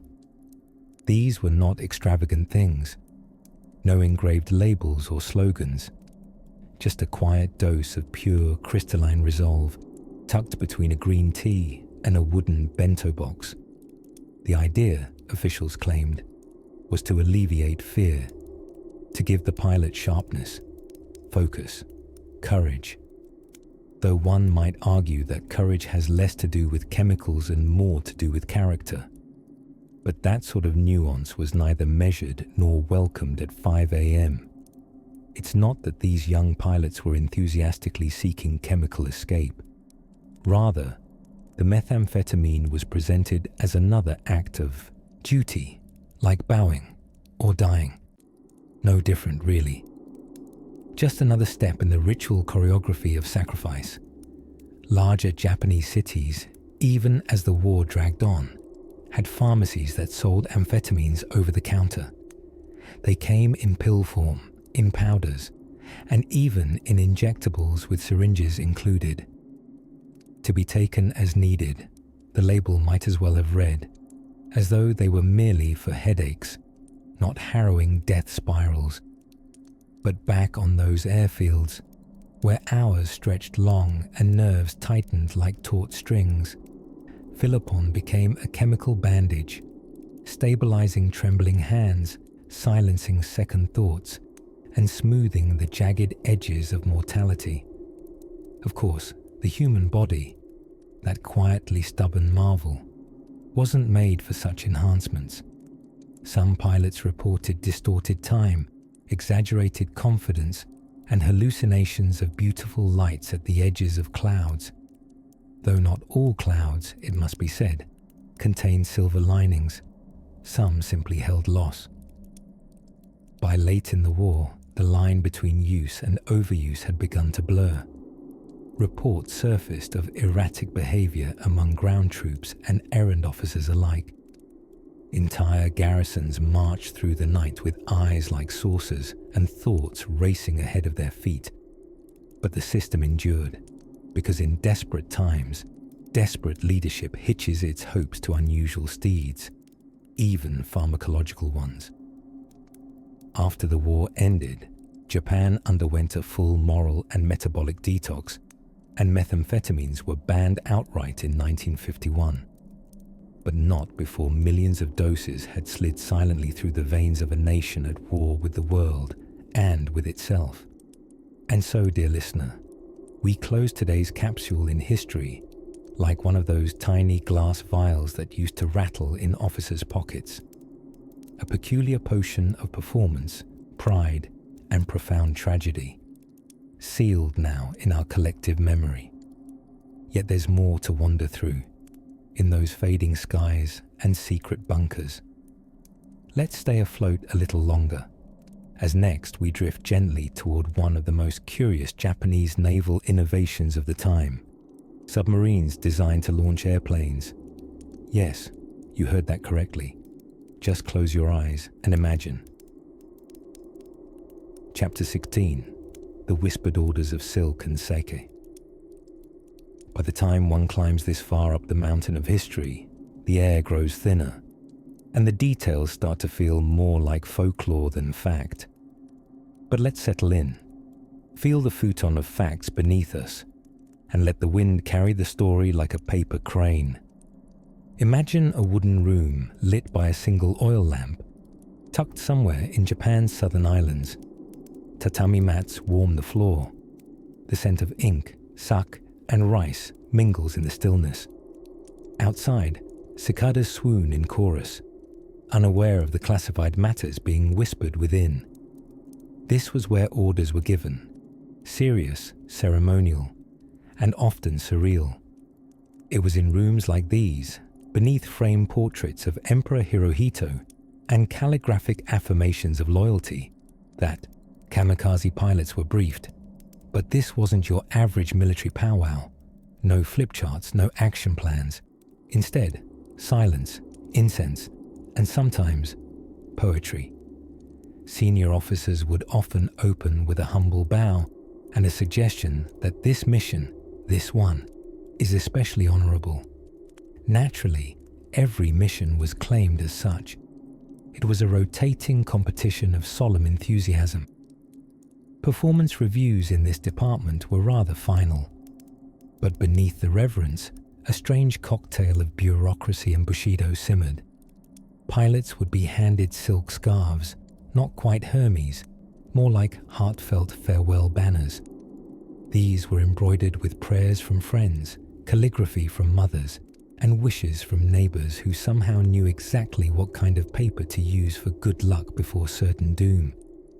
Now, lest you picture hardened warriors in stoic silence, allow me to tuck in a slightly unexpected detail. There were a surprising number of tears in these meetings. Officers cried, pilots cried, someone's cousin visiting from Hokkaido probably cried. It was all terribly touching and also refreshingly inefficient for a military. You see, Japan's wartime culture balanced on a beam of gravity and sentimentality. The kamikaze pilots weren't just soldiers, they were symbols, and symbols require ceremonies. Before departure, they were often treated to elaborate dinners, rice, sashimi, and, of course, sake. This might sound like a reward, but it came with an unspoken understanding. Eat well, because you won't again. Though history tends to emphasize the meth-fueled fervor of these missions, not all kamikaze pilots were doped-up automatons. Some were poets, some were students. Many, in fact, were university-educated and had read more books than their commanders. Conversations before missions didn't always involve patriotism. Sometimes they included musings on moonlight, family dogs, or the beauty of persimmons in October. And yet, when the final orders were whispered, literally whispered, there was little room for protest. Dissent wasn't exactly fashionable. The shame of refusal could echo beyond one's lifetime. So the young pilots smiled politely, accepted their silk scarves and ceremonial daggers, and tried not to think too hard about how surreal it all was. Let us not forget the role of music. Recordings of patriotic songs were played to bolster morale, or at least drown out existential dread. One tune, Umi Yukaba, was popular among departing pilots. Roughly translated, "If I go away to sea, I shall be a corpse washed up." Quite the pep talk, really. But the melody was hauntingly lovely. Even death has its soundtracks, it seems. Ones that flutter through the soul more quietly than explosions. And speaking of fluttering, in the final moments before takeoff, each pilot was also handed a white headband, or hachimaki, adorned with the red rising sun and inked with the word kamikaze, or certain victory. Let me assure you, nothing says lofty national ambition quite like a forehead accessory. Of course, many of these young men knew full well that certain victory was mostly just printed optimism. But in those quiet final hours, belief didn't matter so much. Ritual did. Routines gave structure to dread, like folding paper into origami, delicate distractions shaped with practiced hands. And sometimes, in the last few moments before boarding their planes, pilots would write letters, not to the military, not to the emperor, but to mothers, siblings, and perhaps a girl back home who never got to say what she really felt. Some of these letters survive in museums, some in attics, and some float through time like unsent postcards addressed to a world that kept spinning regardless. The night before a mission, everything was still. The air, the hearts, even the clocks seemed to pause. Not because of technical difficulties, although, let's be honest, those planes had many, but because humans always pause before the unknowable. It's our most ancient habit. And as we drift farther into this silent realm of whispered commands and sake-fueled rituals, it's time to pull the curtain a little more and peek into what it truly meant to say goodbye, not just to life, but to fear itself. Chapter 17. Paper Cranes and Silk Parachutes.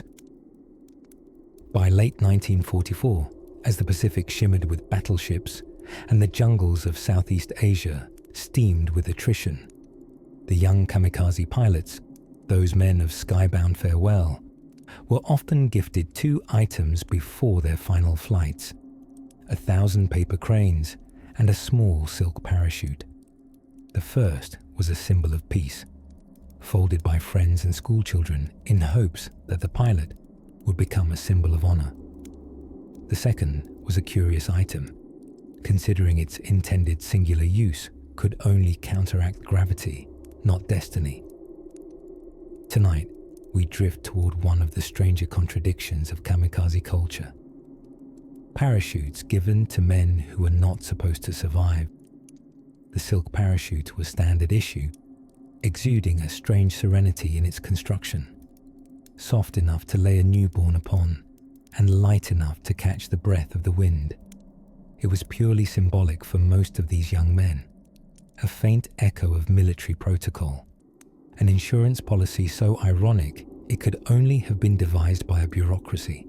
Now, some of you might be wondering, wait, if kamikaze pilots weren't meant to come back, why did they have parachutes at all? A fair and sleepy question. The answer is, as with many things in wartime Japan, a complex tangle of military reasoning, social performance, and poetic misalignment. You see, these pilots weren't immediately hurled into the fire as soon as they were trained. Many flew reconnaissance, test flights, or training missions before taking their final plummet, so the parachutes, in theory, were for these situations only. In practice, they dangled suspiciously from the cockpit wall like polite lies, soft white fabric stretched across a wooden hanger of inevitability. Even in the final days leading up to their missions, the parachutes remained. Some pilots viewed them with grim amusement. Others removed them, rejecting even the faintest suggestion of hesitation. To keep the chute was to entertain survival. To discard it was to lean into fate, meth-laced or otherwise. Yes, the meth. Never forget the meth.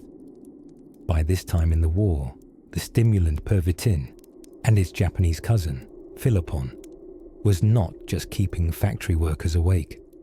It was filling the veins of fighter pilots whose role required terrifying levels of focus, adrenaline, and detachment. The drug was a bitter little pill of courage, wrapped in a narrative of honor and necessity. Once taken, the meth would zip through the bloodstream and settle in like a rowdy guest, talkative, twitchy, but oh so helpful when one needed to fly towards certain obliteration with a steady hand. Back to the parachutes, because amidst all this controlled chaos, they remained a weirdly tender touch. Silky swathes of nothingness that whispered of lives that might have otherwise unfolded on tatami mats, in sun-washed gardens, or under the soft steam of a family bath. Some parachutes were turned into mementos. Strips of the silk were cut and mailed to mothers, or stitched into ceremonial flags. A small rebellion against the void, and others, in some rare cases, were used.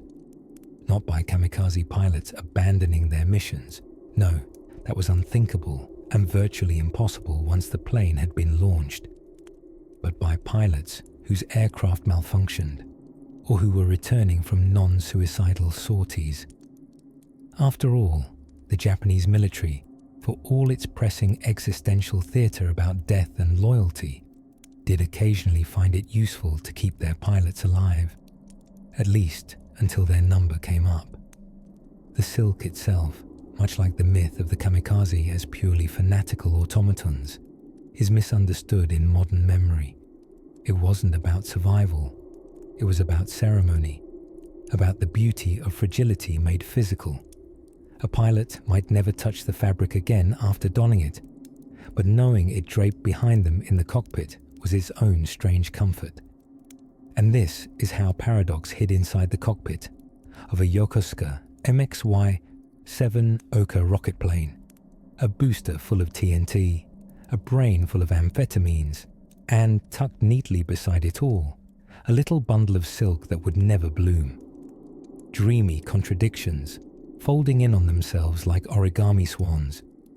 So as you let your mind unfold with the softness of parachute silk, picture, if you will, a sleepy airfield in southern Japan, where twilight stretches long and purple, and the paper cranes on the barrack windows stir in the wind, whispering something halfway between memory and myth. In our next chapter, we'll drift gently over rice paddies and military radio waves to eavesdrop on the ghostly melodies of wartime propaganda songs. Chapter 18. Paper, Wings Over Wisteria, Dreams. As twilight draped its indigo shawl over the Pacific skies in the spring of 1945, the airfields of southern Japan hummed with a strange mixture of silence and ceremony. Tiny airstrips carved into forested hills were no longer just functional. They had morphed into places of somber ritual, where fuel tanks were brimmed, farewells whispered, and the scent of blooming wisteria mingled with the acrid tang of engine oil. Among the tools of war repurposed for poetic demise was a strange little craft you'd hardly expect to see in a tale of steel and fire, the Yokosuka MXY-7 Oka, translating, in gentler syllables, to cherry blossom, a name that softens the edges like tucking tragedy under a satin pillow. The Oka was not a traditional airplane, not really. It was, in essence, a flying bomb with a cockpit. Shaped like a bullet and powered with rocket motors, the Oka was designed to be dropped from a larger mother bomber and glide with purpose into Allied warships below. Direct, determined, and very, very fast. Too fast, in fact, for enemy gunners to reliably shoot down once it was in a dive. But here's where the story takes a slightly more surreal turn. Many of the young pilots trained to fly these missiles were dosed with methamphetamine before takeoff. Not a pinch of peppy caffeine or the classic military cigarette to calm the nerves. No, This was a pharmacological jolt known by its trade name, Philopon, or, more poetically, the love of work. Japan had developed methamphetamines in the 1930s, and by the time the Axis dream was coming apart at its perfectly hemmed seams, these little white crystals were being handed out to soldiers as if they were morale candy. Air crews, anti-air gunners, and, yes, kamikaze pilots were given doses to keep them alert, focused, and terrifyingly immune to any last-minute reconsiderations. Because let's be honest, who among us, even under pressure, wouldn't consider banking left and just landing in a nice field instead? But with Philopon in their veins, everything became strangely crystalline. The mission felt sharper, more vivid. Time stretched and folded. The idea of dying for the Emperor became not only palatable, but profoundly noble, like starring in one's own myth, while the rest of the world scrambled just to turn the page. And the ochre? It was the perfect chrysanthemum-draped stage for that final act. Built of wood and metal, with cherry blossom decals sometimes painted lovingly by schoolgirls. It had no landing gear, because of course there was no landing. It was small enough to be easily stowed on carriers or trucked along hidden roads, and fast enough that if the pilot managed to get close to an enemy vessel before release, the ship had but seconds to react. Reality, however, proved less poetic than its plan. The ochre was so short-range that its mother planes, usually lumbering Mitsubishi G4M Betty bombers, were often shot down before they could get close enough to release their little blossoms. It was, in many ways, an unrealized terror. But that didn't stop the engineers from sketching newer models, some with foldable wings, others with jet assistance. There was even talk of a sub-launched cherry blossom, like a bomb tucked within a sea turtle's dream. Still, the young men who stepped into these rockets left behind haiku composed with hands that trembled, not from fear, but from exhaustion and chemical edge. They tied headbands, recited lines from the Emperor's rescript, and looked upwards, not at the skies ahead, but at the petals they'd never watch fall again. Back at the bases, families and fellow soldiers would gather around radios waiting for reports. A successful strike was often met with solemn bows and quiet tears. A failed one, a downed bomber, an intercepted ochre, was quietly folded into the mists of official silence. The cherry blossom might be beautiful in the fall, but these ones were not meant to fall. They were meant to vanish, and yet, vanish they did.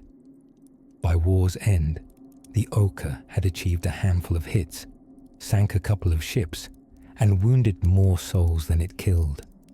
But it lived on in stories, in the trembling collective memory of a nation drawn between honor and horror. As for those who saw them, Allied sailors swearing that a white dart flashed down like a hunter's arrow, they could hardly believe it was real. Was it divine wind, a suicide craft, or just the last desperate flutter from a crumbling empire? And so, among the rustling bamboo and distant hum of summer cicadas, the cherry blossom fades into the deeper currents of memory. In the twilight hush that follows, something new begins to stir, a different kind of craft, fueled not only by meth and myth, but by ghost stories and war's final page. Chapter 19.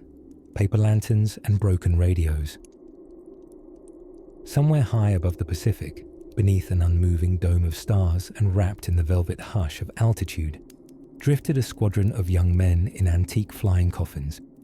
Their cockpits were tight, their nerves tighter, and behind glassy eyes dulled by fatigue and laced with crystalline alertness, they followed the instrument panel with all the reverence of monks reading sutras by candlelight. Tonight, we glide with them, not to glorify, not to dramatize, but to understand, or at least to nod knowingly in the comfortable shelter of knowing less. Now, let's talk about the radios. By 1945, the average Japanese Zero had fewer working knobs than a sea turtle. The radios, when they existed at all, were moody things, allergic to clarity and prone to tuning themselves into cosmic nonsense. Static, crackles, the occasional whisper of a ghostly baseball game, if you were lucky. Often, pilots simply turned them off. Better to be stabbed by silence, they might say, probably in more poetic Japanese. There's something strangely serene about that. Hundreds of men flying into war, knowingly choosing silence over scrambled noise, as if acknowledging that the final leg of a kamikaze's journey should be between the pilot and the sky, undisturbed by earthly chatter or flight control quibbles. And so, communication was largely visual. Waggling wings, flicked fingers, a nod through goggles soaked in salt. It was aerial mime in full throttle. But then there were the paper messages. Yes, paper. Slipped under belts, taped to dashboards, or tucked into the folds of flight suits, like love letters from an era that had lost both the mailman and the will to wait. Orders, coordinates, spiritual encouragements, even poetry. One famous note read, "I fly west like the sun," offering light just once more. It's possible he just copied that off a noodle shop coaster, but touching nonetheless. Most poignant were the farewell letters. Short, precise, and oddly chipper at times, like postcards from a haunted train ride. Imagine young Corporal Sato scribbling by lamplight, fueled by saccharin tea and several helpings of government-issued methamphetamine, which, naturally, only worsened his handwriting. His letter to his mother reads, "Thank you for the pickled plums. I kept 2 in my pocket, 1 for the gods, 1 for my last smile." How exactly one smiles with a pickled plum is another story. Science has yet to unpack that. Of course, preserving these letters became an obsession, not unlike how modern folks back up their food photos in 5 different cloud apps. Kamikaze squadrons hand-copied letters for safety, entrusted originals to shrine attendants, and sometimes even mailed them posthumously, using a chain of exhausted comrades acting as grim postal workers. Back in the cockpits, however, the only music was the groan of engines and the percussion of wind. Radios sputtered, but rarely sang. Occasionally, pilots would hear one another breathing, deep, almost meditative, before the signal dove back into silence. And sometimes, on perfect nights when the air was still and time slowed to a meandering yawn, a pilot might catch an old Mukashi Banashi, a folk tale, floating up from the ground via some local farmer's scratched-together receiver, where ghosts turned dials and chickens co-hosted. It is strangely comforting to think of it. These airborne warriors, haunted by their turning fates, hearing a fuzzy bedtime tale about a samurai who married a fox and regretted not brushing his teeth. One pilot, Lieutenant Okabe, was known for humming during flight, not loudly, but enough that his wingman could feel the tune rather than hear it. They said it was always the same folk song, one involving sakura blossoms and the price of fish, a strange lullaby to carry into a final descent. And over it all, the smell of engine oil, the cold sting of metal, and the curious calm that comes to those who've already said their goodbyes. They weren't just flying toward flame. They were drifting through an otherworldly silence, straddling sacred bravery and bureaucratic madness, wrapped in wool scarves and fading ink. As the islands drift below like forgotten pebbles in a great black pond, and the stars blink more sleepily in their sockets, we'll descend gently toward another tale, another strange truth beneath a quieter wing. Let's find our way next to the curious mythologies sewn into the kamikaze uniform and the mystical belief in invincible underwear. Chapter 20. The Unseen Sky. Letters left beneath a rising sun. Let us drift softly now into a quiet corner of the past, a flickering sepia dusk held gently in ink-stained paper and folded cloth. Tonight, we light a candle.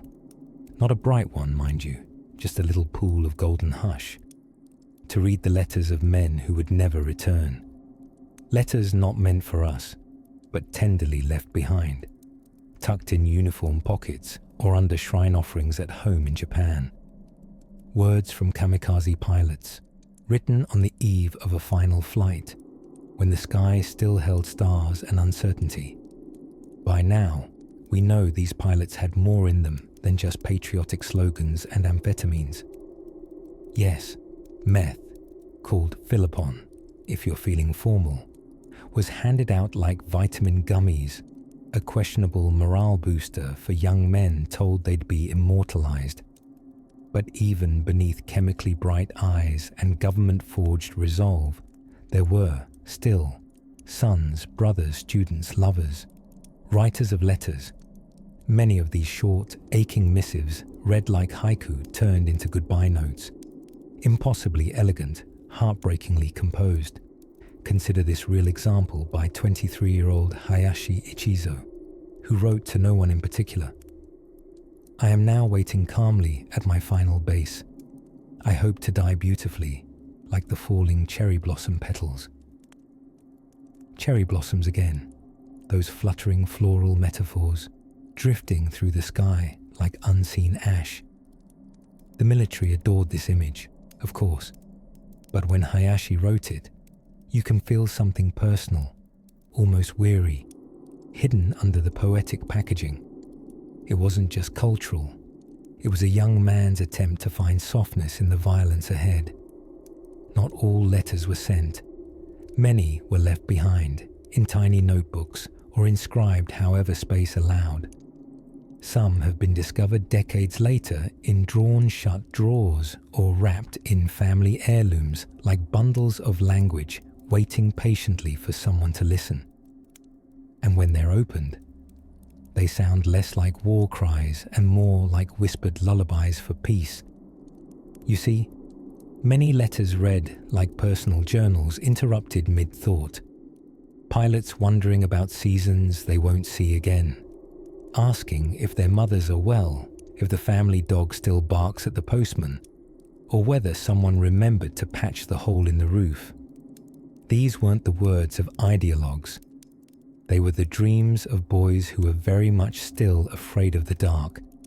And then, and here's perhaps the softest page in our stack of sleepy secrets, there were the love letters. Now, imagine this. You're a 21-year-old pilot stationed on a tiny coral speck of an island. You've been assigned to a divine wind squadron, and while your commanding officer barks schedules and survival is not on the menu, all you can think about is the girl back in Kyoto, who once smiled at you when your hand lingered too long, passing her a school book. So you do what anyone would do. You write. You write like your life depends on it, because in this instance, it literally does.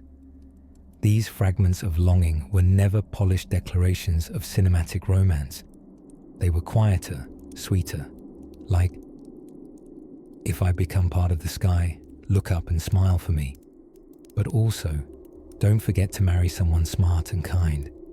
I will not be jealous. I'll just be older wind. Now that's love. Or at least wistful humor wrapped in powdered blossom sadness. Strange how these letters can feel more alive than the missions they preceded. Historians have argued over how sincere these letters truly were. Were they censored? Were they coached? Were pilots pressured to write uplifting martyrdom epilogues before strapping in next to a 500 kilos bomb? Possibly. Probably. But sincerity has a way of slipping through anyway, like moonlight through rice paper walls. And then there were the ones that struck a quieter chord altogether. Some pilots scribbled letters not to family, but to themselves. A few notes have been found that are nothing more than diary entries disguised as prayer. I still like oranges. I hope heaven has them. Short, sweet, citrus-based transcendence. Can't blame him. As this chapter folds closed like a well-worn envelope, we're left with a simple realization. Beneath the flags, injections, and slogans, these were voices. And voices echo even after the engines fall silent. And so, gently now, we'll float forward into a place where steel met sky, and navigation included only a compass, hope, and a single, final waypoint. Let's follow them into the next gentle turn of history, with eyes half shut and minds half dreaming. Chapter 21. The tea brewing captain and the napping barracks cat. Now, let's tiptoe quietly into a different sort of mystery, one that smells faintly of censure and gunpowder. It's 1945, in a weather-beaten airbase outside of Tokyo, a place that had seen too many clouds and not enough hope. And here, right in the middle of all the chaos, was Captain Haruto Senda, a man equally known for his strict discipline and his rather unconventional insistence on brewing fresh green tea before every sortie. Whether he truly believed the tea improved morale, or he just loved a well-steeped cup, we may never know. But what is certain is that even as his squadron prepared for flights that would offer no return, Senda could be found methodically measuring tea leaves with almost sacred reverence. Pilots would stand at awkward attention while a kettle sputtered on a rickety stove, steam curling in the air like a faded dream. The captain would sip thoughtfully, looking over the flight plans while steam gathered on his glasses, making him blink owlishly. "I want to leave this world properly caffeinated," he once said, jotting down fuel loads with one hand and holding a porcelain teacup in the other.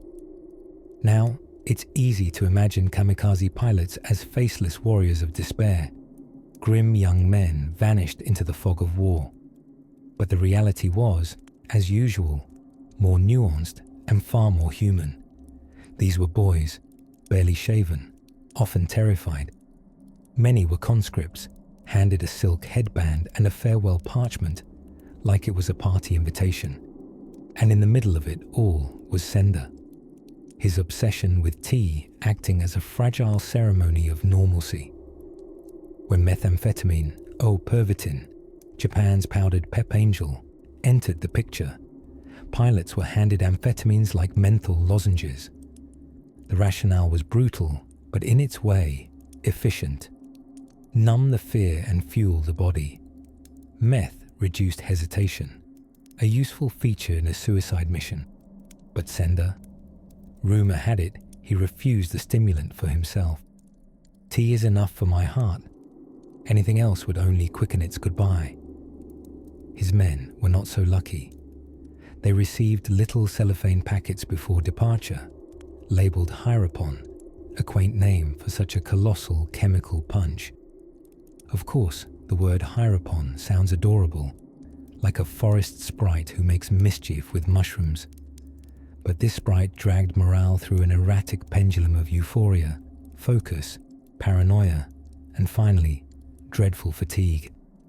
And amidst this swirl of jitters, there lived an entirely disinterested party, a stray barracks cat named Ume.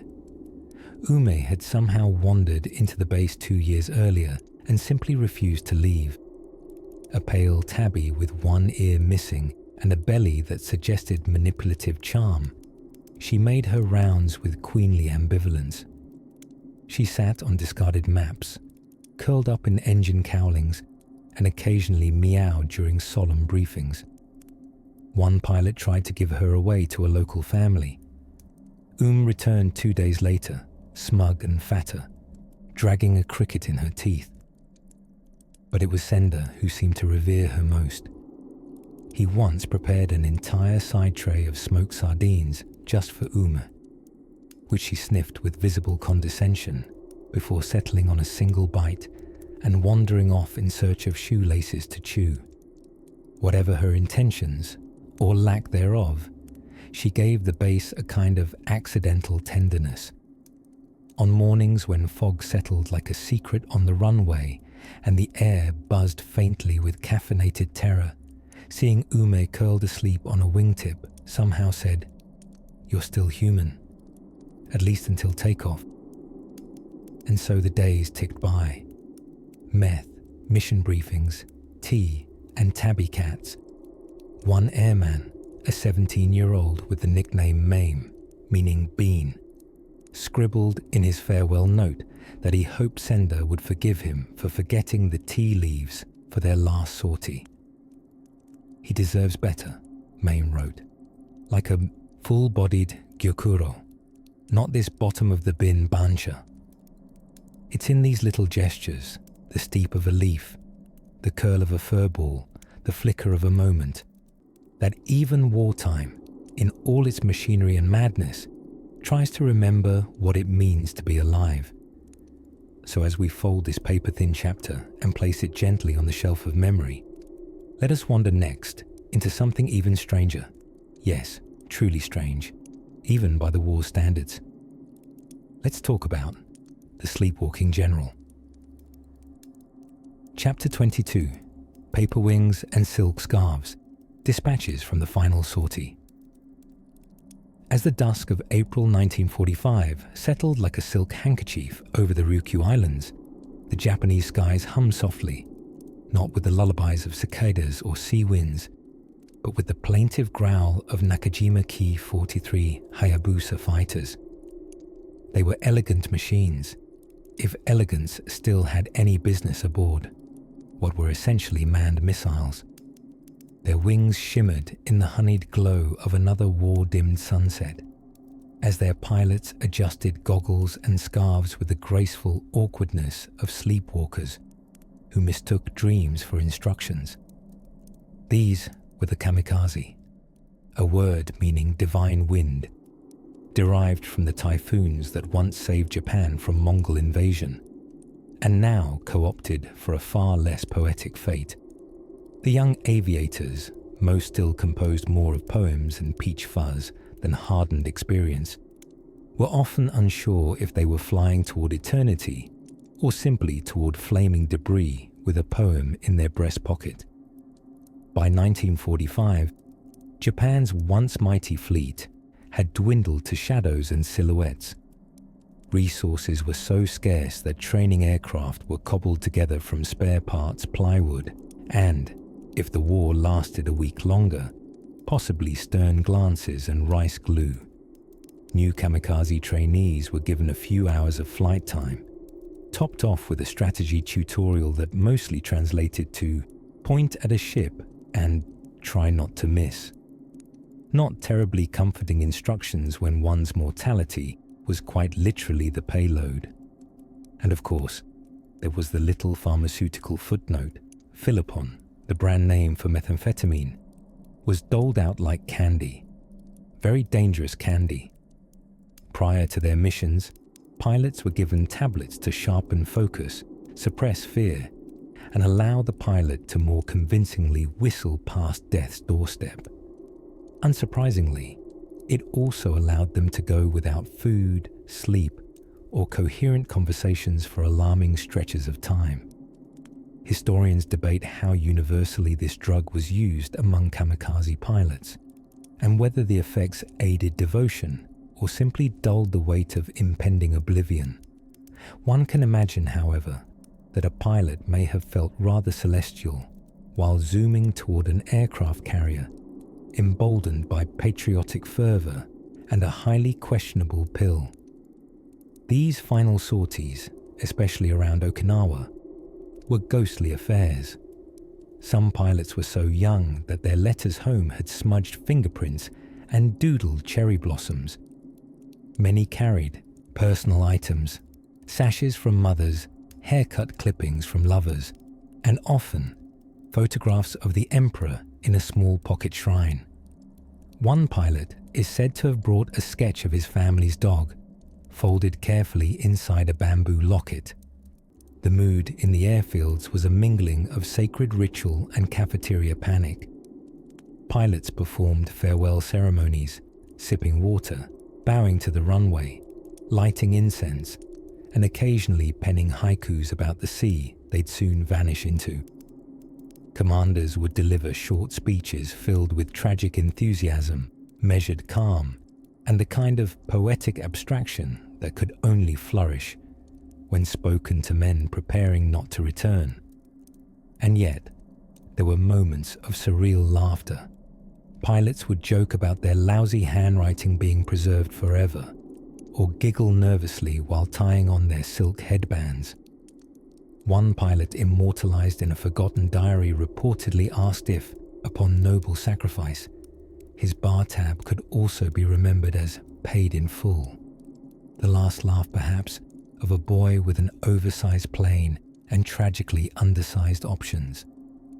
As aircraft were wheeled out and engines sputtered to life, the crews down below knew what wasn't coming back. Mechanics would keep one glove in their pocket. Superstition demanded it. Pilots waved out open cockpits as if going on a picnic, and the horizon swallowed them one gentle mile at a time. It's easy, perhaps too easy, to reduce these stories to mechanical repetitions of desperation. But each pilot was a tightly folded story, curled like a paper crane mid-flight toward a future that wouldn't include them. Their missions rarely achieved strategic goals. The ship's wounded were many, but the war was already limping toward its exhausted conclusion. Even so, there's something hypnotic, something softly tragic, in the idea of youths hurtling into the unknown, powered by dreams, duty, dubious substances, and a tender poem scrawled on the back of flight instructions. And so, as the stars prickled awake above Okinawa, and the sea below whispered its salt-laced lullaby, another squadron took off, gliding past cloud banks and moon shadows, into the blur between fervor and farewell. Next, we drift gently into the minds of those on the receiving end, ship captains staring skyward, binoculars in hand, and wondering not if, but when. Chapter 23. The Paper Cranes and the Path to Goodbyes. Somewhere above the clouds, in that quiet place where dreams drift weightlessly and history hums like an old record, lies the bittersweet poetry of paper wings. Before the engines growled, before flight suits were zipped up with trembling hands and nervous prayers, the Kamikaze pilots spent their final hours not in chaos, but in quiet rituals shaped by honor, sorrow, and more than a few folds of paper. It might sound curious, but yes, origami, the folding of paper into delicate shapes, made its ceremonial appearance even during the grimmest of military affairs. The 1,000 paper cranes, or sembazuru, taken from ancient Japanese folklore, promised a wish to anyone who folded 1,000: health, peace, even love.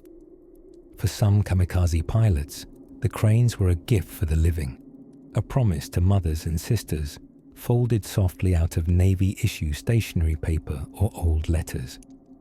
In this twilight world of impending departure, the base became strangely tender. One could find poetry on the pillows, ink on envelopes, and soba noodles slurped awkwardly under the weight of blocked throats.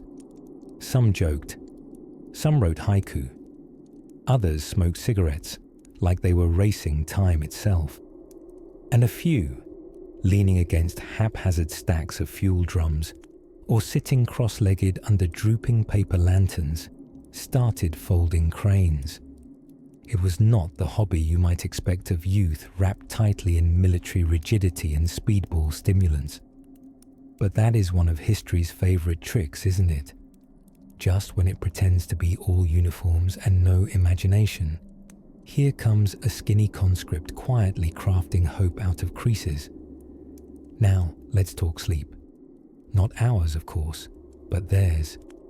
Despite plentiful methamphetamine in all its twitchy glory, many kamikaze pilots managed to sneak in naps. Precious little ones. A few curled under thin wool blankets, the scent of aviation fuel seeping through the canvas of their dreams. Some dozed in cockpits, gently rocked by coastal breezes and dreams of fractured futures. And before missions, sleep often became a performance. One last bit of normalcy in a world teetering on absurdity. One pilot, in an entry from his diary, still tucked in a museum somewhere near Kagoshima, wrote, "Sleep is difficult, but I try. I dream of persimmons. I don't even like persimmons. Strange, no?" And there you have it. Even on the brink of death, our minds meander to small, mysterious things. Dull orange fruits, distant mountain peaks, or the precise texture of someone's borrowed scarf. Meals were often prepared with unusual care, nothing like the chaos of the front lines. The special last meal became customary, unspoken but understood. Sometimes it was rice, pickled radish, miso soup.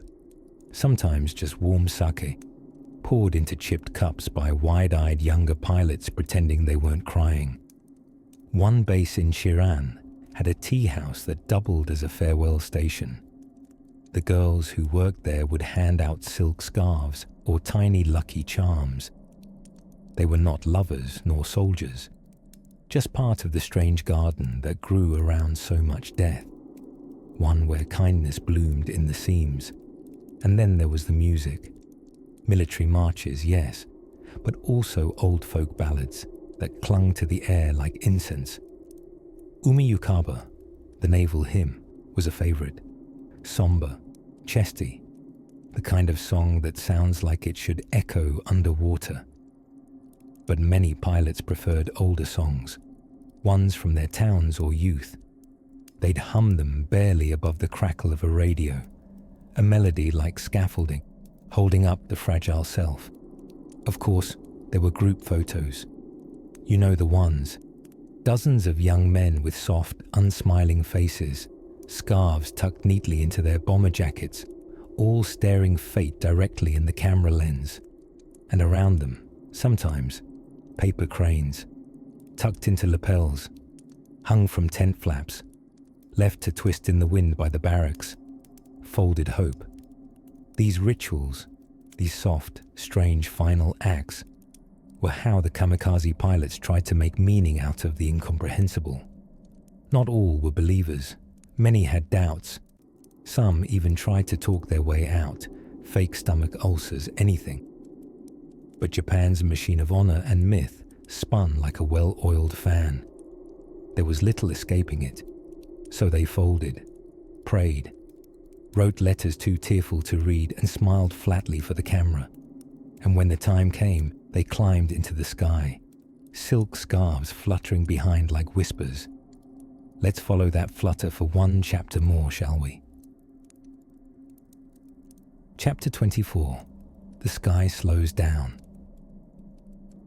As night settles ever so quietly across your imagination, we find ourselves gliding into the final stretch. The sky dims to a hushed lilac, like the very heavens themselves have drawn the curtains for bedtime. Somewhere, far above the Pacific waters, where once roared engines now only a breeze whispers, we drift gently into the curious twilight of an airborne chapter that many have heard of, but rarely understood. Tonight, we murmur our way through the final moments of the kamikaze pilots, young men tangled in war, ideology, and an unsettling abundance of methamphetamines. Now don't worry, this isn't a story of dismay. It's a sleepy tale of irony, honor, and pharmaceutical overenthusiasm, all wrapped in a polite Japanese bow. By 1945, the war had bent toward its bitter crescendo. Japan was frayed at the edges, and so too were its military options. Amid dwindling resources and mounting desperation, official policies took on an almost surreal stoicism. While the rest of the world was straining for peace, the Japanese military brass were sipping green tea and proposing tactical martyrdom with a side of stimulant. Pilots were chosen. Young, soft-voiced, barely shaven boys with calligraphy in their pockets and full moons in their eyes. They were plucked from classrooms and training airfields, speaking with trembling pride about honor, duty, and a homeland that burned incense for them before they'd even taken off. And into this already fraught cocktail, the military added methamphetamines, or as they called them, harapon, which sounds suspiciously like a children's cartoon character, but was, in fact, pure adrenaline in tablet form. The logic was simple, if unsettling. A meth-fueled pilot wouldn't feel fear. He'd stay alert, focused, numb to the dread. Sleep was a secondary concern when crashing into enemy fleets was on your to-do list. In fact, sleep was discouraged, and so, with nerves heightened and hands trembling from both purpose and pharmacology, these pilots soared. But here's the sleepier secret. Many of these flights never reached their final plunge. Allied fighter patrols, fuel shortages, and engine failures saw to that. Some kamikaze pilots crash-landed or jettisoned into the sea rather than go through with their deadly task, only to be picked up and quietly shelved, often never sent again. There was no glorious end, just a drifting, a slow undoing. There's an eerie poetry in it, like an old haiku scribbled on rusted aircraft metal, fading in the salt air. Wings greet angry waves. Stars know why men leap from clouds. Dreams dissolve like smoke. In the end, if you were to peer into the barracks where these pilots waited, dust settling on their goodbye letters, half-finished bowls of miso cooling beside them, you wouldn't find mythical warriors. You'd find sleepy boys, propped up on chemical resolve, sketching cherry blossoms in the margins of death instructions. Some sang softly, some stayed quiet, their eyes fixed beyond the horizon, as if looking for something only they had the map for. One of the oddest truths buried in official records came from surviving kamikaze pilots who, for one reason or another, engine trouble, bad weather, very persuasive self-preservation instincts, returned from their mission. Many were quietly reassigned or shuffled out of combat. Surprisingly, a few were even praised for behaving honorably despite failure, which is possibly the highest compliment you can receive for not managing to die correctly. And the meth, it lingered long after the war, like that weird leftover condiment in your fridge door. For years, Japan struggled to unwind the post-war stimulant crisis, as surplus military-grade meth trickled into civilian hands. Ordinary citizens found themselves wired and bewildered, cleaning their houses at 3 a.m. and inventing new kanji just for fun. But that, like most things of war, gradually faded into folklore and pharmaceutical policy. So now, as our wings drift downward and our engines sigh to silence, the tale of the kamikaze folds gently into history's pillow. No longer a storm in the sky, but a strange lullaby echoing from the clouds. Bravery, confusion, and methamphetamine. An oddly composed trio now exhaling into sleep. And you, dear listener, may exhale too. The story ends not with a blaze or a trumpet, but with a soft landing. The kind that leaves no footprints, only whispers. Close your eyes now. History will still be here in the morning.